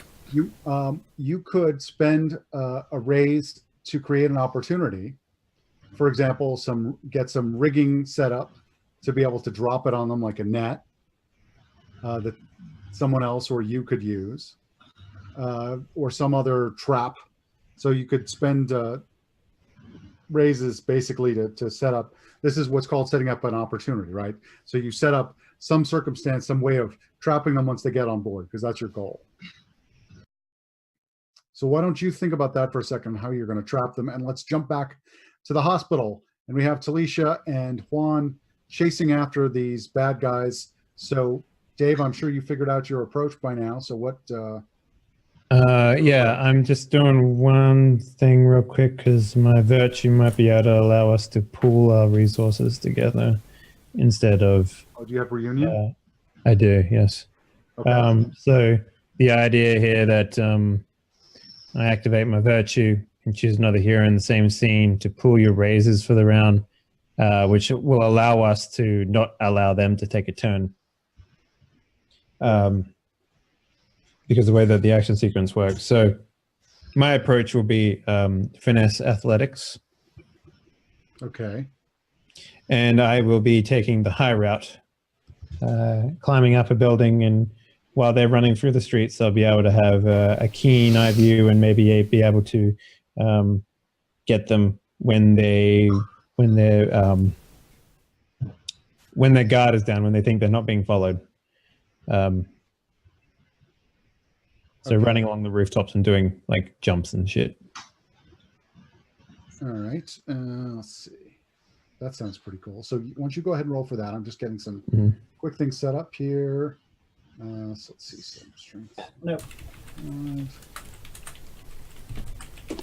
Now, is this a brute squad or is this what is These this? are going to be 2 minor villains. 2 minor villains. Roger that. Pretty minor. Now, is that worth I'm- the bonus die or what? Yeah. Take the bonus dice. Okay.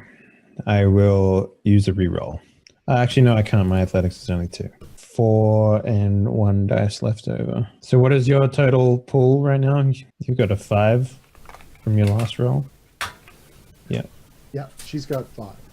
Yeah. So if you want to pull those together, so Cameron, the way that this works is Dave's character has a special virtue called reunion. Actually, maybe you rolled it as well. Now that I think about it. I think maybe that's what I got. No, I got. Did I get that? I think I did. Or no, it's I get to reroll something twice, don't I, or something like that. Yeah, that's right. You're exemplary. Oh, I thank you. No, that's right. Yeah, that's the same one. Exemplary is the one that lets you pull. And what the hell did I get? What did you get? I got virtue reunion. So Yeah. It's just you didn't give the name right. It's actually the card was reunion. The name of it is exemplary. So you actually both have it. So one of you can spend the hero point. I've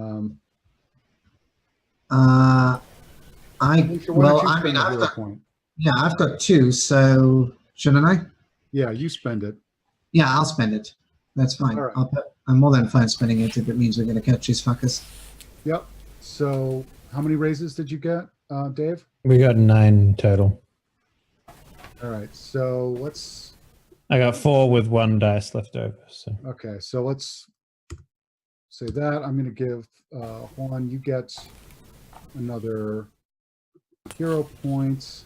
I'm going to buy the die off of you. all right. All right. So what are you going to do? We've got the 2 henchmen. It's going to cost you 2 raises to catch up to them, between which need to be spent. 2 raises. Yep. Well, I thought since we're pulling the stuff together, realistically, the way that it would work is I would like funnel them back to,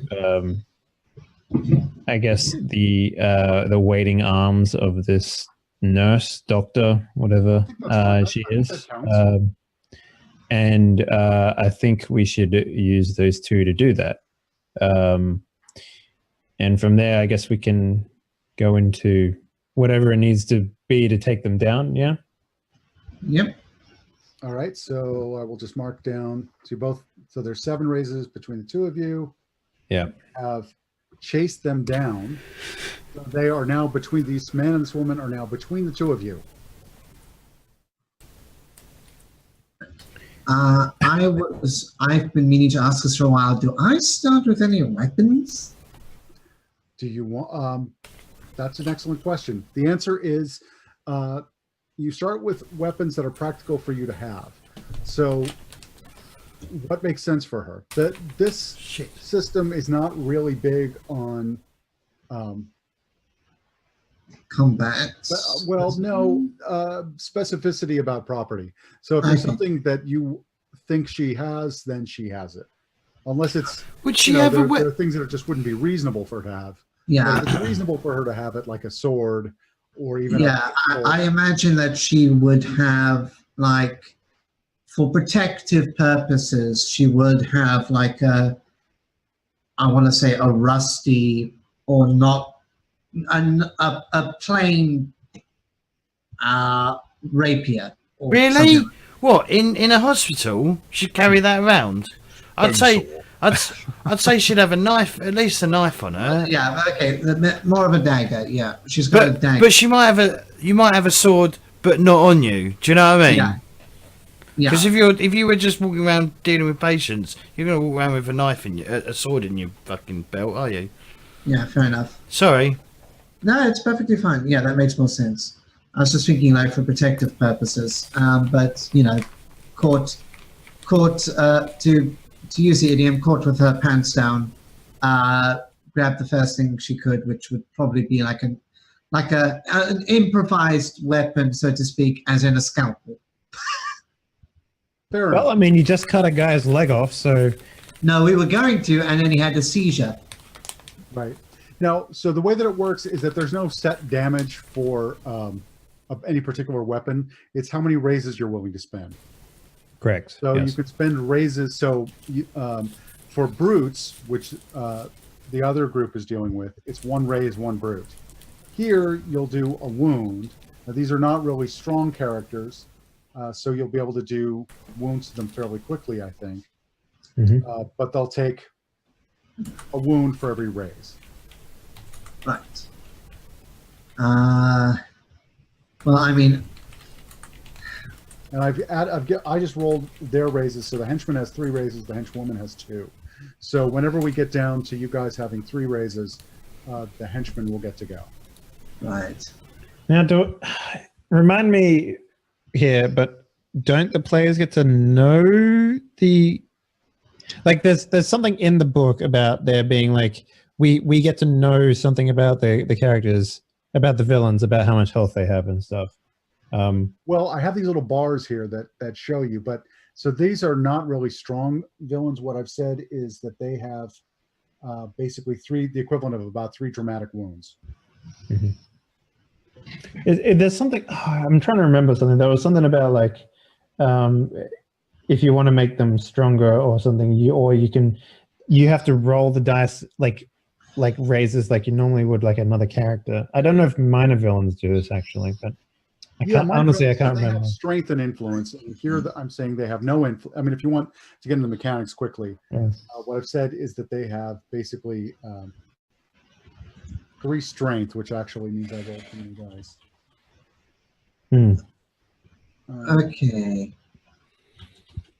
Okay. So I've just had a bit of an idea. Okay.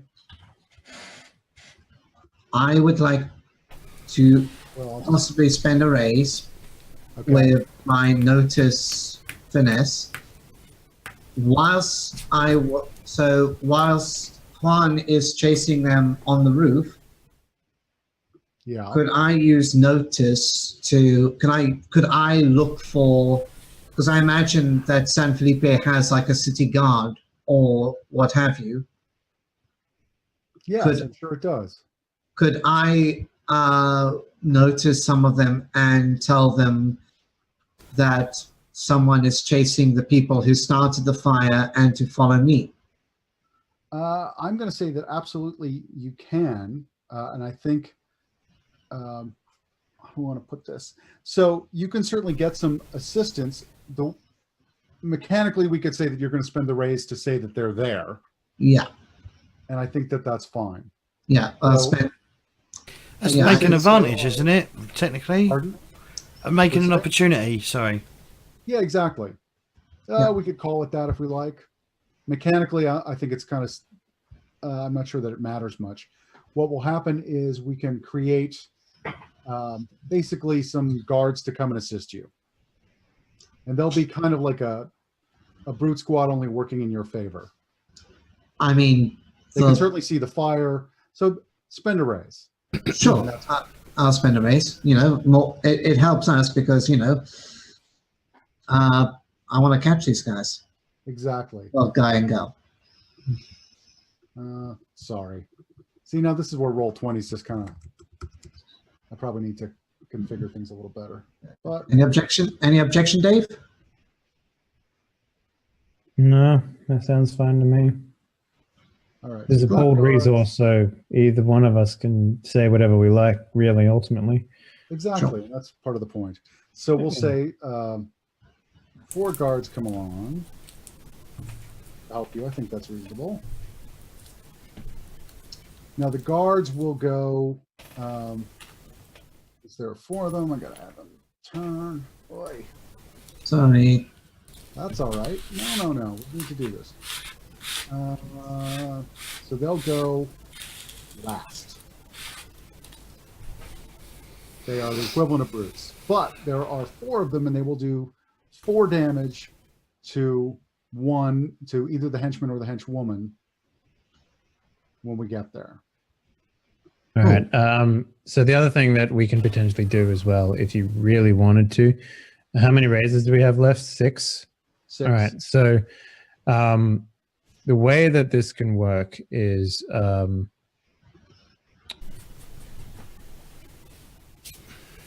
we can spend like 4 raises or 5 raises right now to give them a dramatic wound in order to halt them.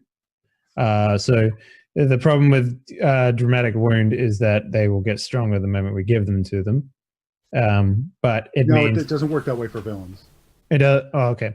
So in a lot of cases, you can't outright like defeat villains. They always sort of go away and come back, right? That's sort of the thing about villains in this game. They're kind of just like reoccurring characters that come back to thwart you or attempt to thwart you. So think like a Scooby-Doo villain more than anything, right? Yeah. So what we need to do is sort of wound them enough so that they rethink or, surrender, for example, is another example of what they could do. But in the case of a villain is only ever dead when you basically make them helpless and coup de grace them or whatever. There's another thing you can do that we haven't discussed, which is something called pressure, mechanically speaking. So essentially you would spend raises to force them so for example, you could try and intimidate them into giving up, which would be pressure. So you spend a raise. Now they would have to spend extra raises in order to overcome the pressure, mechanically speaking. So that's a way, instead of spending a ton of raises on wounds, you might spend it on pressure, which will force them to waste their raises trying to get past you just mechanically. Narratively, it would be, you yelling, "Stop." Yeah. "Come with us," something like that. But again, so your choice. I think Dave's suggestion is fine. You could just simply do wounds, or you can also do pressure. Or as James suggested, you could try and create an opportunity. So some way of subduing them or doing something. So maybe you toss something to Dave that he could use to hit them over the head with, or try and set up a barrier, or maybe there are barrels. You can actually say whatever's there. If there's something in the environment that you would like to have there. So it's a bit blatey there. Okay. Okay. Cameron, why don't you figure out what you want to do? Because I think you need to go next. Yes. In that case. I mean, the other thing is too, I have maneuvers which allow me to basically. But you're a duelist. You I can am a do duelist. massive damage. I can, yes. For one So raise. that's the kind of point here with doing these sorts of things. So I have a duelist ability which allows me to do two maneuvers back to back while wielding a dagger. So you can perform 2 maneuvers back to back, spending raises as normal for each of them before your opponent can react. All other maneuvers still apply. So basically, I can what is it? The slash, parry, feint, lunge, bash, and riposte. I think they're all the basic. Yeah, I actually have a summary handout. Yeah. Oh, you do? Yep. Duelist maneuver summary. Oh, here. Uh-huh. I see. You should be able to see it, but yeah, I do.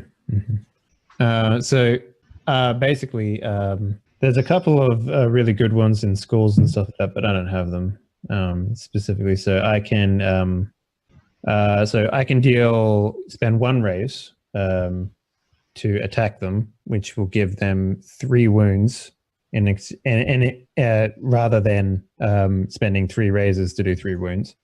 And then I can feint, which would okay. You deal 1 wound if your target is injured again. The surrounding suffers into show. Okay, so I'm trying to work out which one I want to do for the second one. All right. Well, so why don't you figure? So let's so pick something. Attack them. You've got slash certainly. Do you want to hear my idea? I thought of. Yeah. Yes. So I could spend, because we were talking about spending, creating advantage, not advantage, opportunity. So I was thinking I was going to spend 1 opportunity to give Juan and Taleisha a chance. Basically, these ATC people that have attempted to burn down the hospital were supposed to come and meet up with the other ATC people. I spend an advantage, and they lead Juan and Taleisha to the ship. Oh. So you've already spent the raises to catch up to them, but so you're saying, so Edward, so you spend a raise to have them get caught by the ship. Well, no, the advantage is that the players. So the opportunity is that that Dave and Cameron will be able to join in on what's happening on the ship as well. I was trying to say that, but yes. If that's so, Dave and Cameron, what do you guys think? There's an opening leading back to the ship. For whatever reason, to bring everyone together, that makes the most sense. And in order to capture these hoodwinks easier away from the prying eyes of the guards, yes, the guards, we would need a place to do that. So it's an opportunity worth taking advantage of. But we have a shared pool, so it's not really up for me to decide by myself. So, well, that's why I'm asking both of you.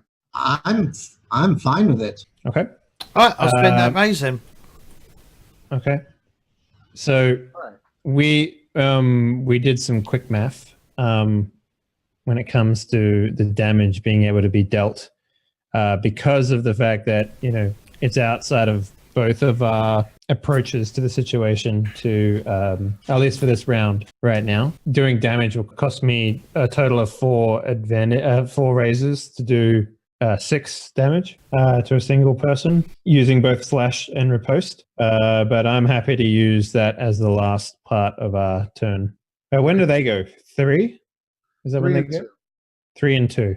Okay. Do you mind if I go first then, so that we can get riposte out of the way? Because having riposte go... Okay, so I'll spend the first one, I'll do a slash. So who are these 2 people? Can you give me a description, like physical description of them? Sure. And they're, so we have, they're both a bit younger, probably in their 20s. They're dressed in, as if they're trying to be all surreptitious, with cloaks and hoods. Although, as you said, they're not exactly professional. But so on the younger side, perhaps medium builds, so not particularly large, not particularly small. Okay. Any distinguishing features about their face or anything like that? So the interesting thing, the woman actually has an odd sort of haircut with, I guess now, in modern times, it wouldn't be that unusual, but here you notice that she's got the side of her head, the left side of her head is basically shaved, which is not a common thing. Left side. Okay. She's not...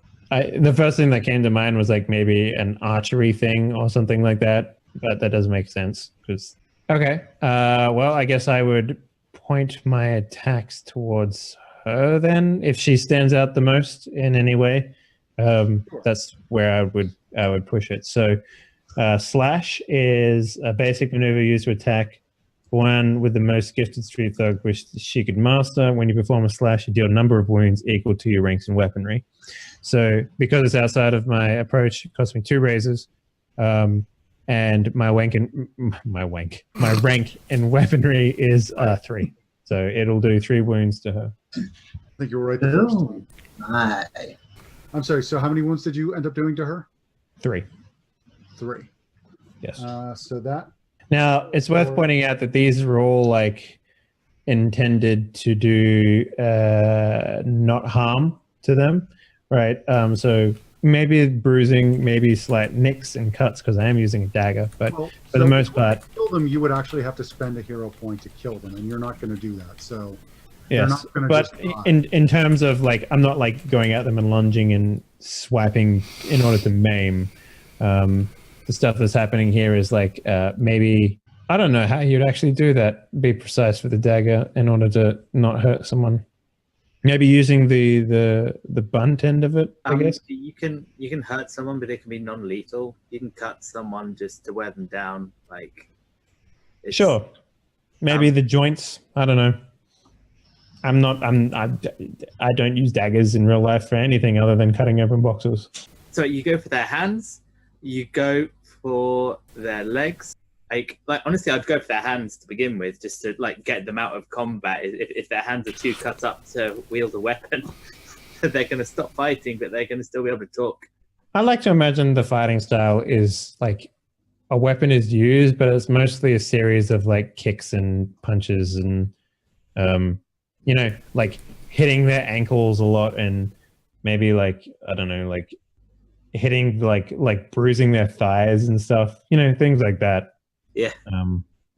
The dagger is mostly there as like a tool to like restrict their movement. Like if they come in with a sword, I can use it to like, get inside of their guard, I guess. Right. I mean, narratively speaking, because you've done sort of a standard slash maneuver, I don't know that you have to do it with the dagger. You could do it with the sword. The dagger. No, I'm using specifically the dagger. Otherwise, I can't do my my duelist style. So. Oh, I see. Yep. Well, I mean, as Charles said, you can slash in ways that are intended to injure. You could certainly hit them in the face with the pommel of the dagger. So fighting with daggers is very up close. You want to be closer to them than they can. So if they swing a sword, they're going to be at a disadvantage. Right. And So you're as I gonna said, be that's fighting why I was getting into their guard and stuff like that. So yeah.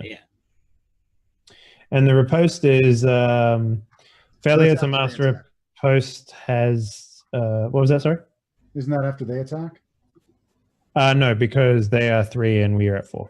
So Right. But I thought you could only use riposte right after they. No. When you perform a post, you prevent a number of wounds equal to your ranks in weaponry and deal a number of wounds. So Okay, that's mechanically what interesting. happens is they try and attack you, so they would do damage. You riposte, so you prevent the damage from occurring, and then do damage back to them. So, I mean, and if you've ever fenced, a riposte is you block and then immediately attack. So there has to be an attack to block. So you can get the riposte, but they actually have to have their shot at attacking. Now, in practical terms, you can see they don't have enough raises to get past your guard because you can block. You have 3 ranks of weaponry. You can block 3 damage.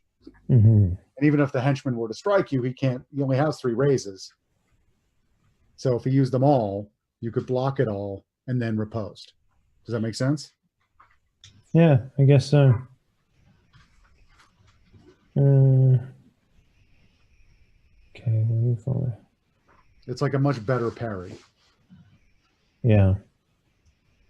Okay. Well, in that case, I will do a bash instead, forcing your opponent off balance with your pommel or closed fist to render her next strike less effective.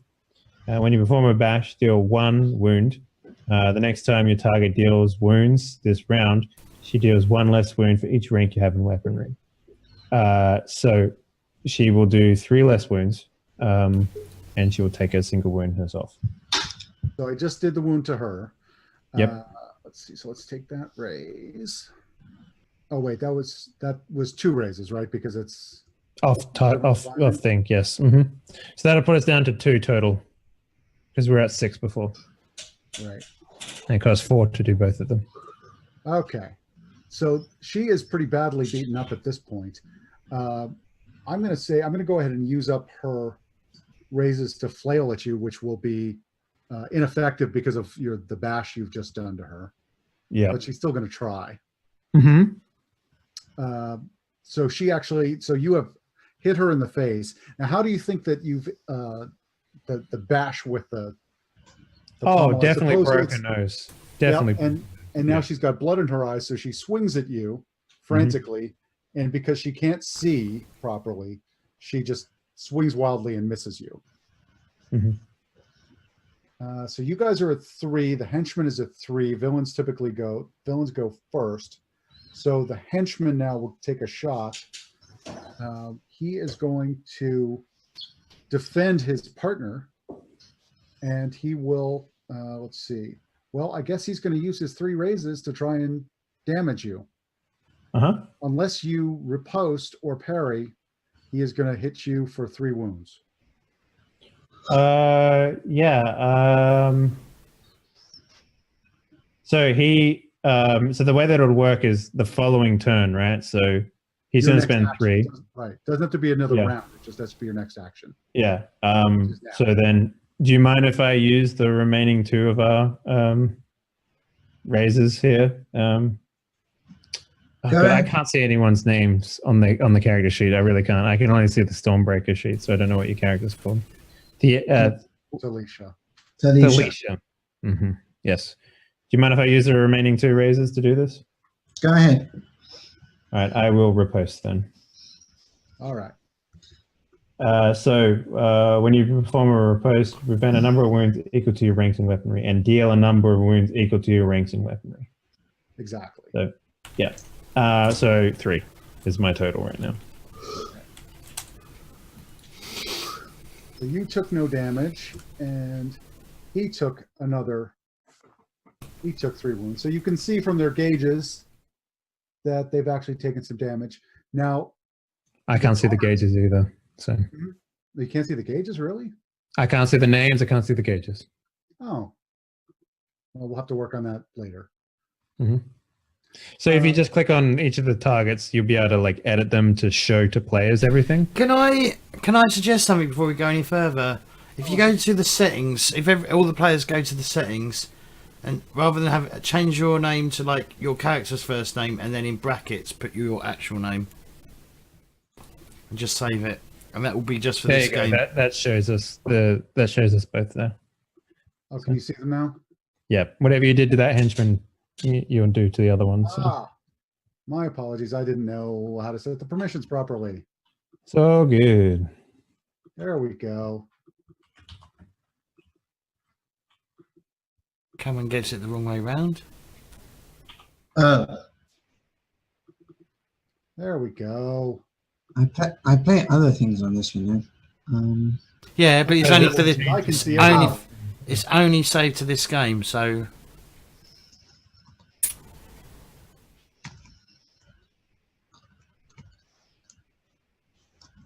That's what you look like? Oh, man.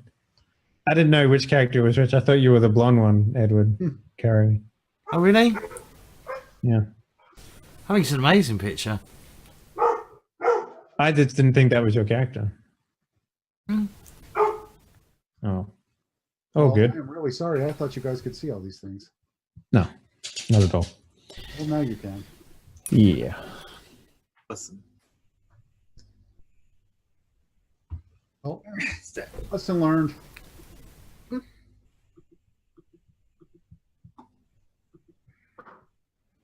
I think that's everybody, but if I missed anyone, we'll hopefully just...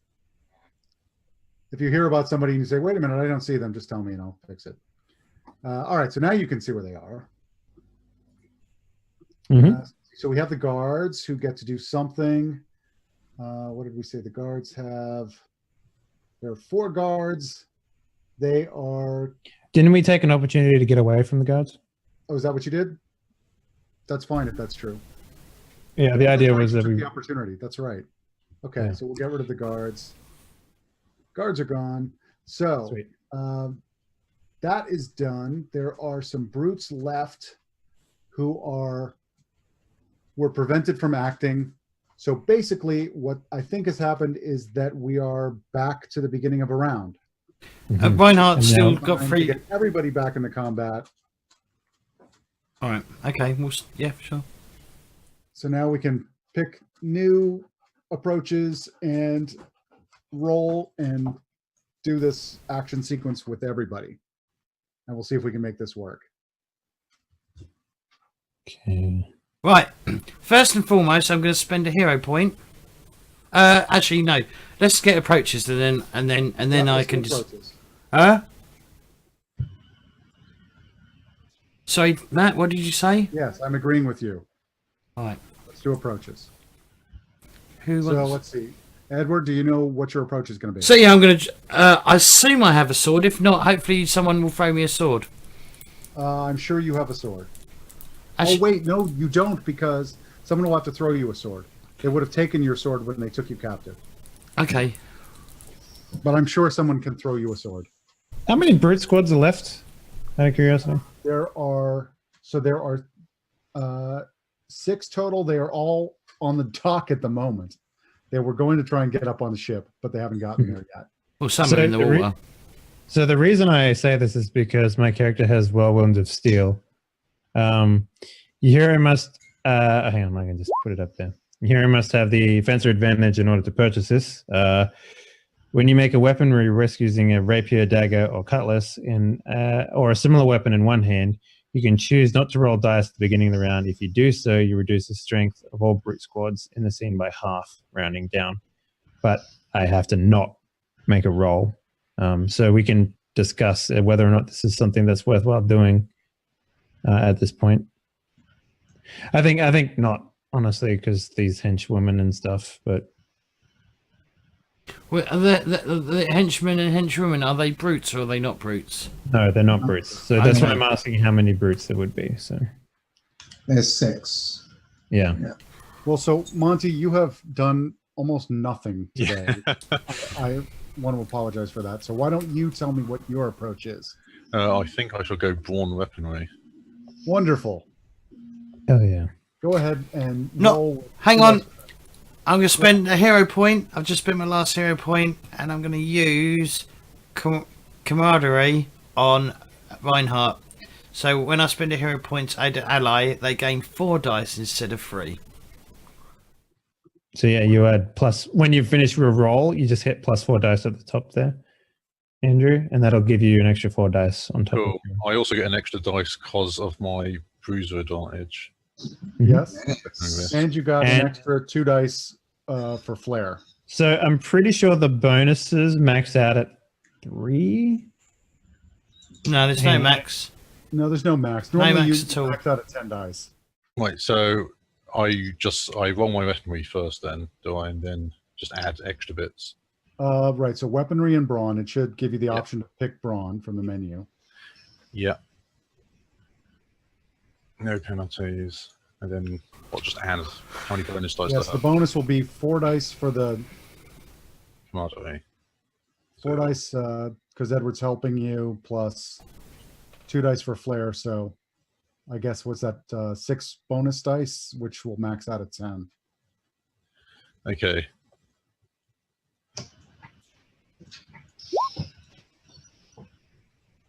And you can Re-roll 1 if you have a 3 and Yeah, I'll re-roll one of the ones. there's a button at the top there for re-roll as well. Is there? Yep. Yep. Oh, yes, there is. Right. Cool. So that's 1, 2, 3. Petras, what do you think your approach is going to be? So have the people in the wait? I can tell the story how I like with what's happening and my timing and stuff, right? Yep, absolutely. Certain extent, cool. So we want to capture some of them to get some information out of them, whatever, right? Yes. So there's people that were in the water and some people that have climbed aboard, or what's the situation? No one has climbed aboard the ship yet. James managed, or the ship itself managed to make sure no one did that. Right, so no one's on board the ship. How Right. would they get on the ship? Rigging. Climbing. Climbing. They can climb something and they can climb up the side. I mean, they're pirates, or not pirates, but they're swashbucklers. They can do things. And Monty, when you figure out how many raises you have, please tell me. Yeah, I think it's 7 with no dice left over. Okay. So that'll put you at the top.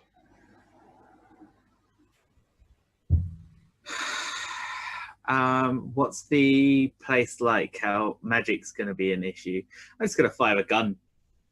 Sorry, are we talking about how we're doing it, or? Yeah, this is the approach. So if you want to do it with a gun, Right. that would be aim and probably finesse. Then yeah, I'll be.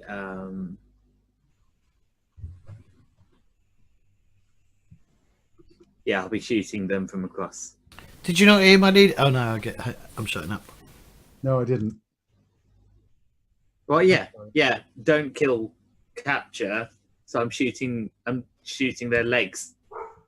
Well, yeah, you're going to do. Well, so who are you shooting at? The henchwoman or the brutes?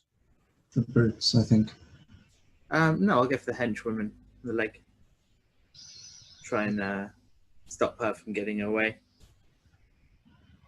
Whoops. I know she's going to try and come on board, but hey. So that looks like also one. Sorry, just getting my raises here. So go ahead and so you're Plus. doing aim and finesse. Yeah.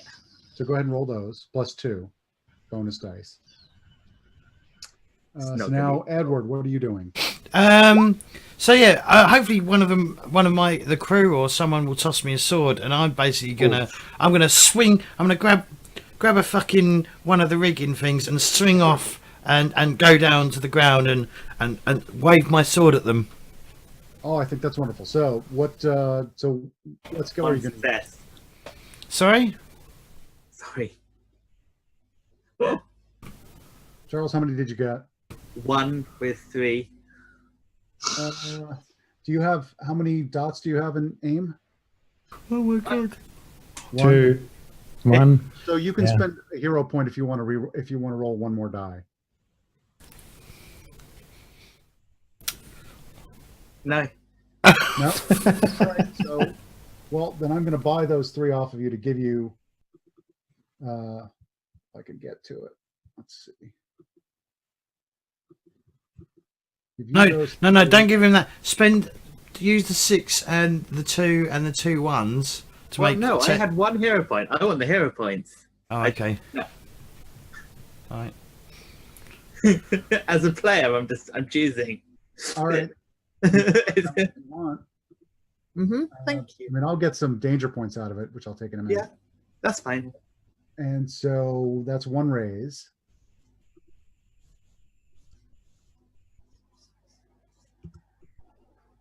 One raise for you. I will quickly take my 3 danger points. All right. So who do we have left? Edward. Yeah. What are you rolling? I'd assume finesse and weaponry. Sounds good. Go ahead. Add 2 dice too. Before I do though, sea legs. While aboard a ship, a ship treacherous footing never affects you. You gain 1 bonus die on any physical risks while aboard a ship at sea. I know we're not. I know we're not at sea. We're docked. Yeah, all right. Ignore that. Ignore that. I was just. A little peaceful for that. All right. So do weaponry, finesse. Oh, that's warfare. Fuck. No, yeah, you want weaponry plus Finesse. And I get a bonus 2 2 bonus dice. for flair. Right. I'll tell you my advantages in a minute. Raises in a minute. All right, and Cameron, what are Oh, you going to do? What I'm is going to Taleisha? re-roll. So I'm going to re-roll the 1, by the way. Go ahead. I mean, I didn't necessarily make this character to fight. Well, Well, she can deal with people without fighting. She can use some sort of persuasive thing to. Yeah, I was thinking intimidation. of trying to convince panache or resolve rather, if that's the Sure. right. Could be. Resolve is more like a courage thing for yourself. Like if you're Well- trying to run through like a fire or something like that. Yeah, Well, it can also be. It depends what you're trying to do. It could be. I'm gonna try and get. I've just had a rough day. So like for example, if you wanted, like if you really wanted to stop these people and you didn't have any combat skills whatsoever, you could use say resolve and athletics if you wanted to like try and stop them like physically, right? That's one way of doing something. You can use either resolve or panache with convince in order to basically get them to give up.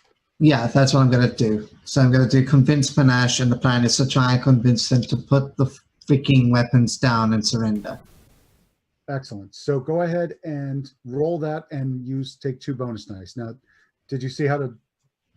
Have we done this? Do you know how to? Penalty 0. So so go to convince. Next to it, there's a little drop-down menu. Select panache from that. Yep, I did that. Are we still separate scenes? No, we're now combined. Yeah. Okay, I'd like to help. Okay, so you're going to give him bonus dice or her? Yeah.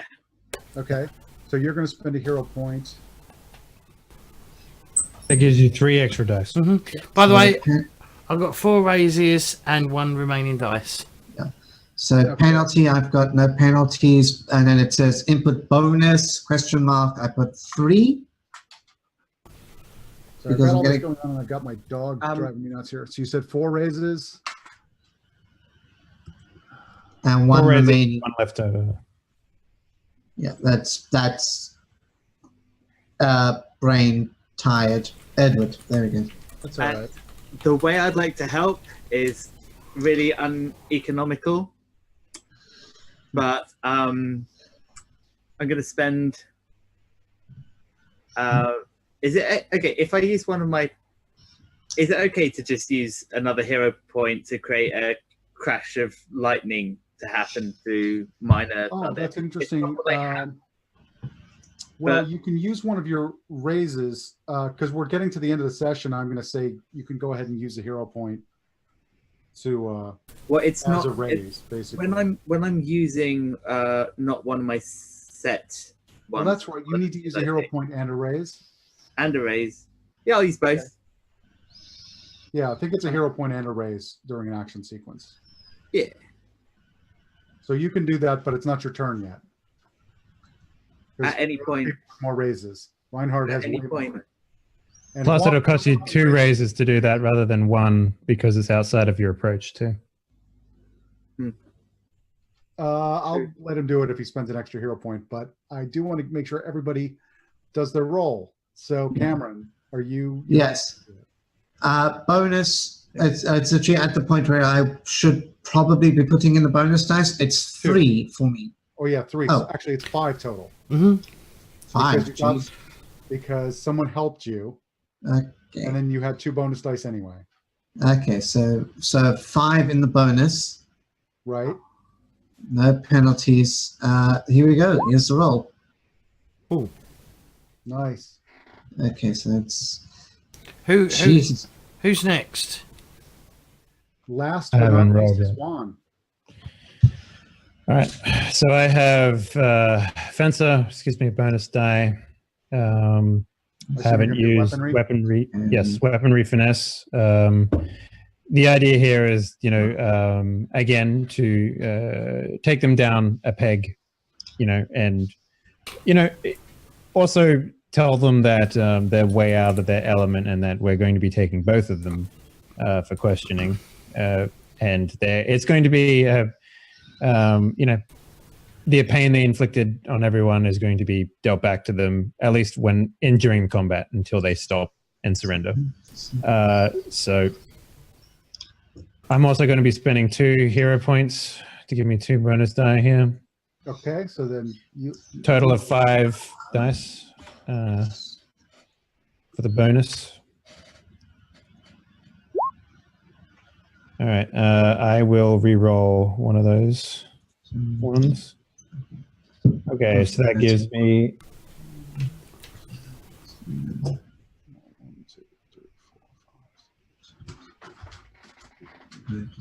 18.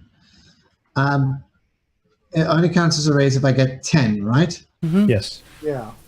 Okay. Well, I've got a lot of high numbers, but that doesn't I'm help 6, much. 1 left over. 5 raises for you, Cameron. 5 raises. Okay. Yeah, I have 6 with 1 left over. Yeah, I had one left over as well. I don't have any left over. I'm taking it. Yeah, I think you do have one left over, actually. Okay, cool. Oh, did you buy it off me? Did I?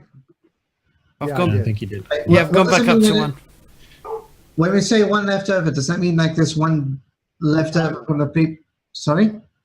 So if you don't use up all your dice making 10s, then I buy them to give you hero points, and I get danger points. Okay.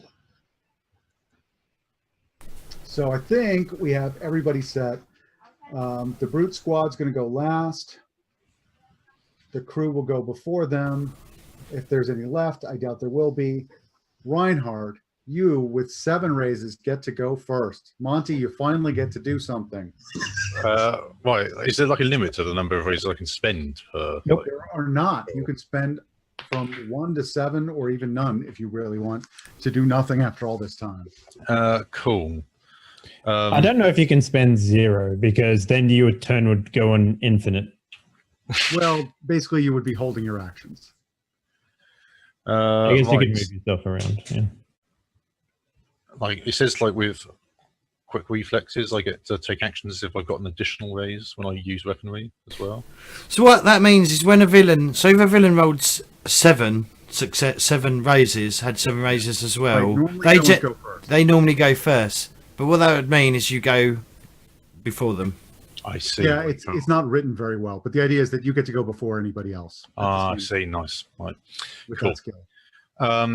So, what the brute squad's 6 strong, is it?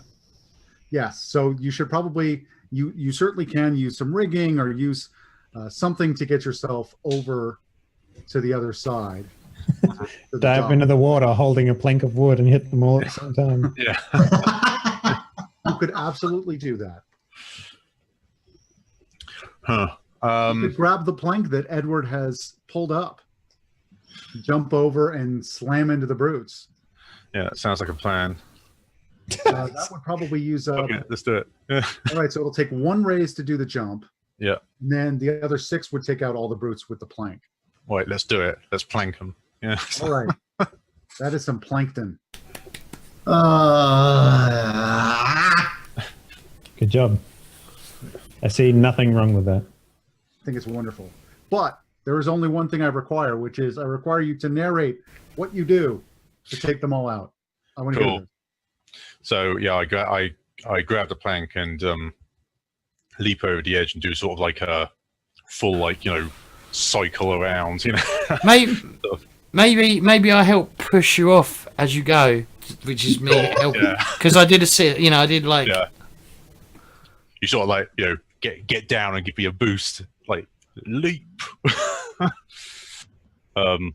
leap over the edge, do sort of like a sort of spinning, like just spin the plank around me, like just conk on heads, So, Got a lovely bunch of coconuts. Yeah. Yep. Here they are, standing in a row. like just And wind I think what would be nice is if the camera is sort of attached to the end of the plank. So Yeah. if the plank hits just see each brute in this the face, series of faces like flattened, exactly. like splinters. So we get the perspective of the plank. Yeah. Each head snapping back as the plank hits it. Well, so there are now 6 of these brutes lying around on the dock, let's say unconscious. You're standing there with the plank over them, and it is now Juan's turn. Is this Spider-Man unconscious? Because it sounds like it is. Yeah, it's Spider-Man. Threw a man off a building. He's unconscious. Don't worry about it. That's it. Well, so in this game, you have to actually spend a hero point to kill someone, or I have to spend a danger point. So people don't really die unless you absolutely want them to. And for brutes, we just kind of don't worry about it. They're out. They're Spider-Man Yes. out. I like that. Yeah, that's. I mean, the amount of videos that show Spider-Man actually killing someone is hilarious. Because they're just like, well, actually, the force of impact here would severely break this guy's neck in like 35 places, but movie magic, ladies and gentlemen. Yeah, considering how strong Spider-Man is. Yes. Okay, so I guess I will go for the slash bash combo, my man. I think that's probably the way to go here, and that only costs me 2. Actually, you know what? So I can see the health of these two. Yes. So the blue is what? So the blue is their overall wounds that it would take to put them to 0 total. And 2 is their dramatic wounds thing. I mean, I sort of normally you just see the dramatic wounds, but I just stuck in the wounds. Yeah. It actually varies depending on how strong they are. The stronger they are, the harder it is to do a dramatic wound to them. Okay. Well, in that case, I will activate my Duelist Academy, which allows me to do 2 maneuvers back to back, as long as they're not the same one. I will slash first, probably at the henchman because he came at me previously. Yeah. Yes, good. And he's the one engaged in a mono combat with me at this point. So I will slash him. And with my second maneuver, I will lunge at the henchwoman. And lunge will spend the rest of my... so the first one, it costs 1 to do the slash, which puts me to 5. And then I spend 5 doing the lunge, which will put... so you deal a number of wounds equal to your ranks in weaponry, which is 3. And then plus the raises you spend, which is 5. So that puts... Yeah, so 8 total. And I have to spend the rest, like lunge means that you have to spend the rest of your stuff. Yep. So she has gone down, and I'm going to leave it to you to decide whether or not you have killed her. There will be no corruption in this case for killing her because you're in the middle of combat. No, as I said, my intention here is to like make sure that these people are, captive. I have questions for both of them.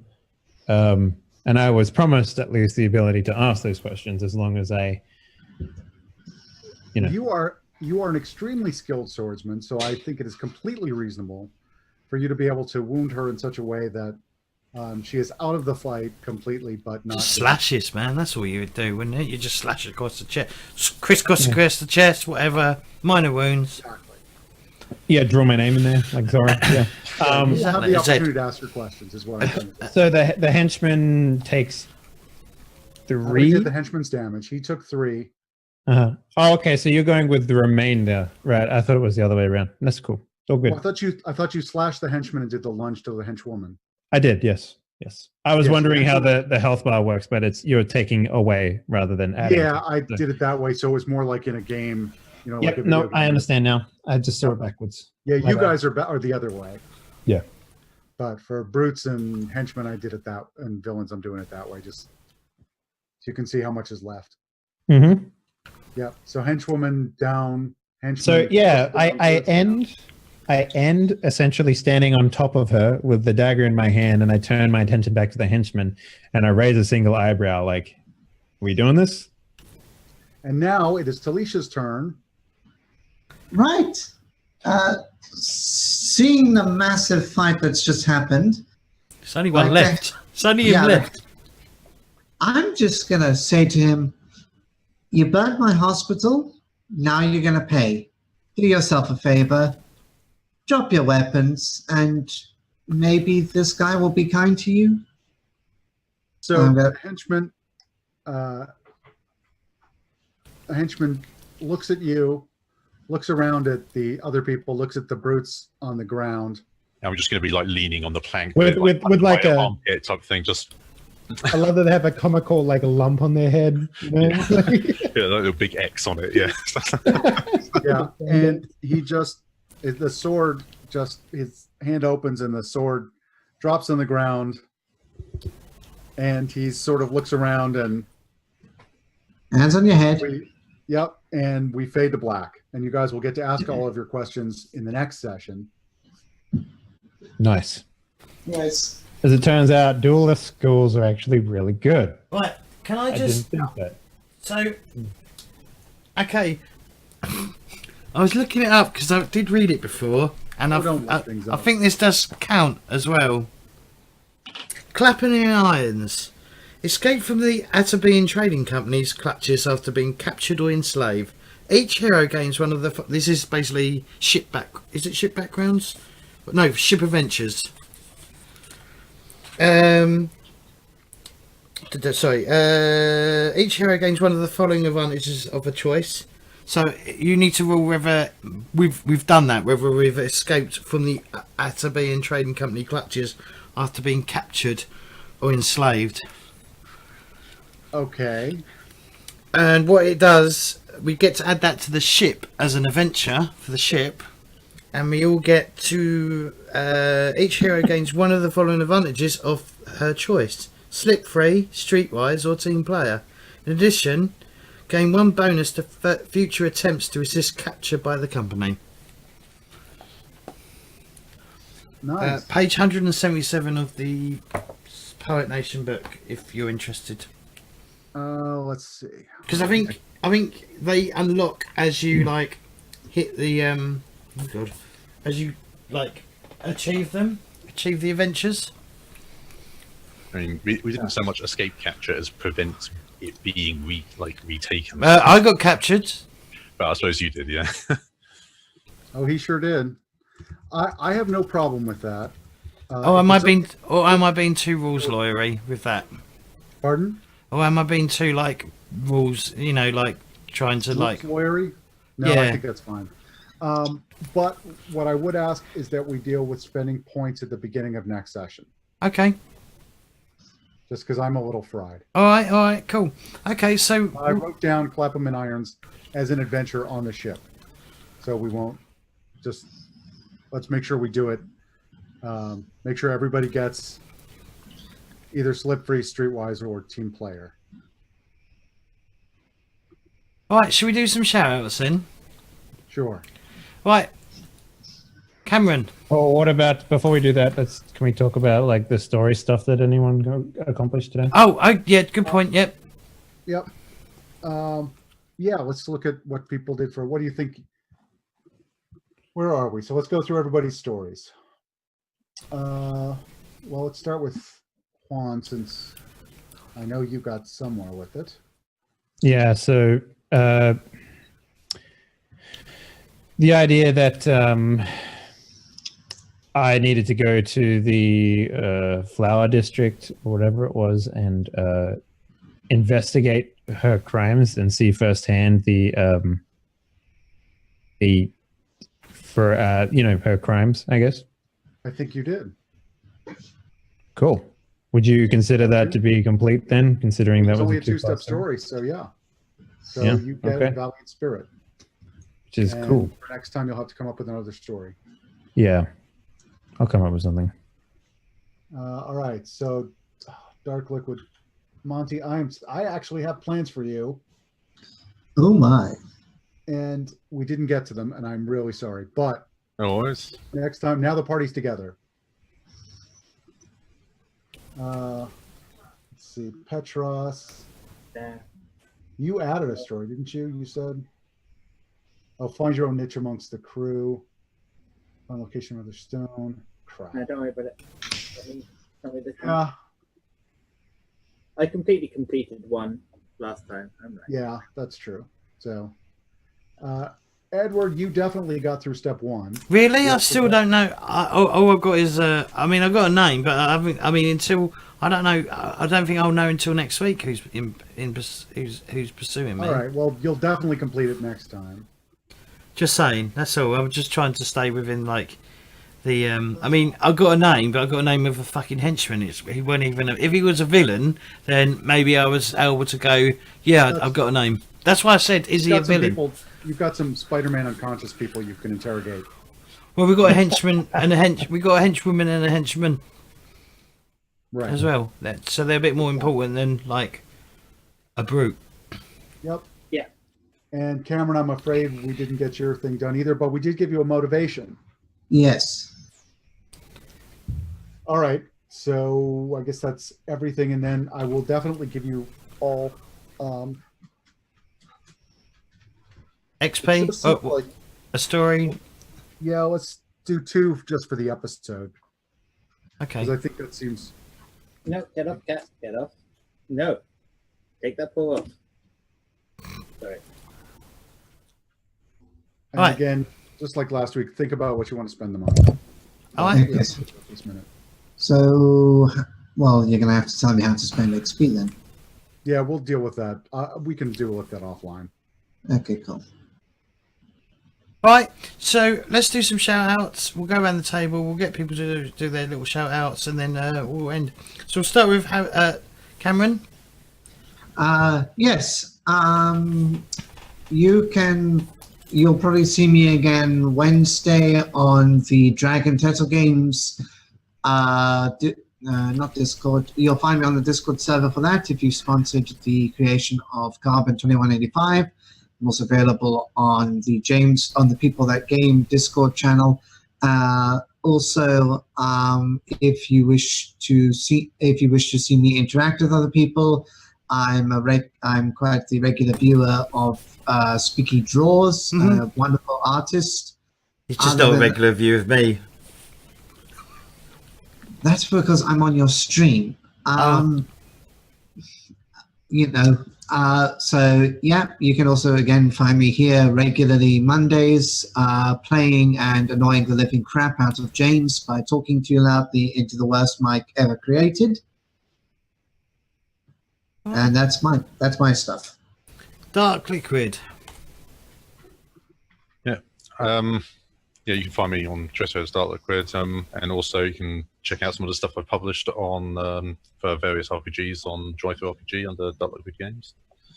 Probably the most notable one of which is Rusthaven, a sort of big third-party source book about the Iron Wind in Numenera. Charles. Hi, I'll be here next week, and you can find me on People That Game Discord if you want to find me. Yeah, I just like roleplay. Henley. Hey everyone, you can former streamer, former role-playing professional streamer, whatever you want to call it.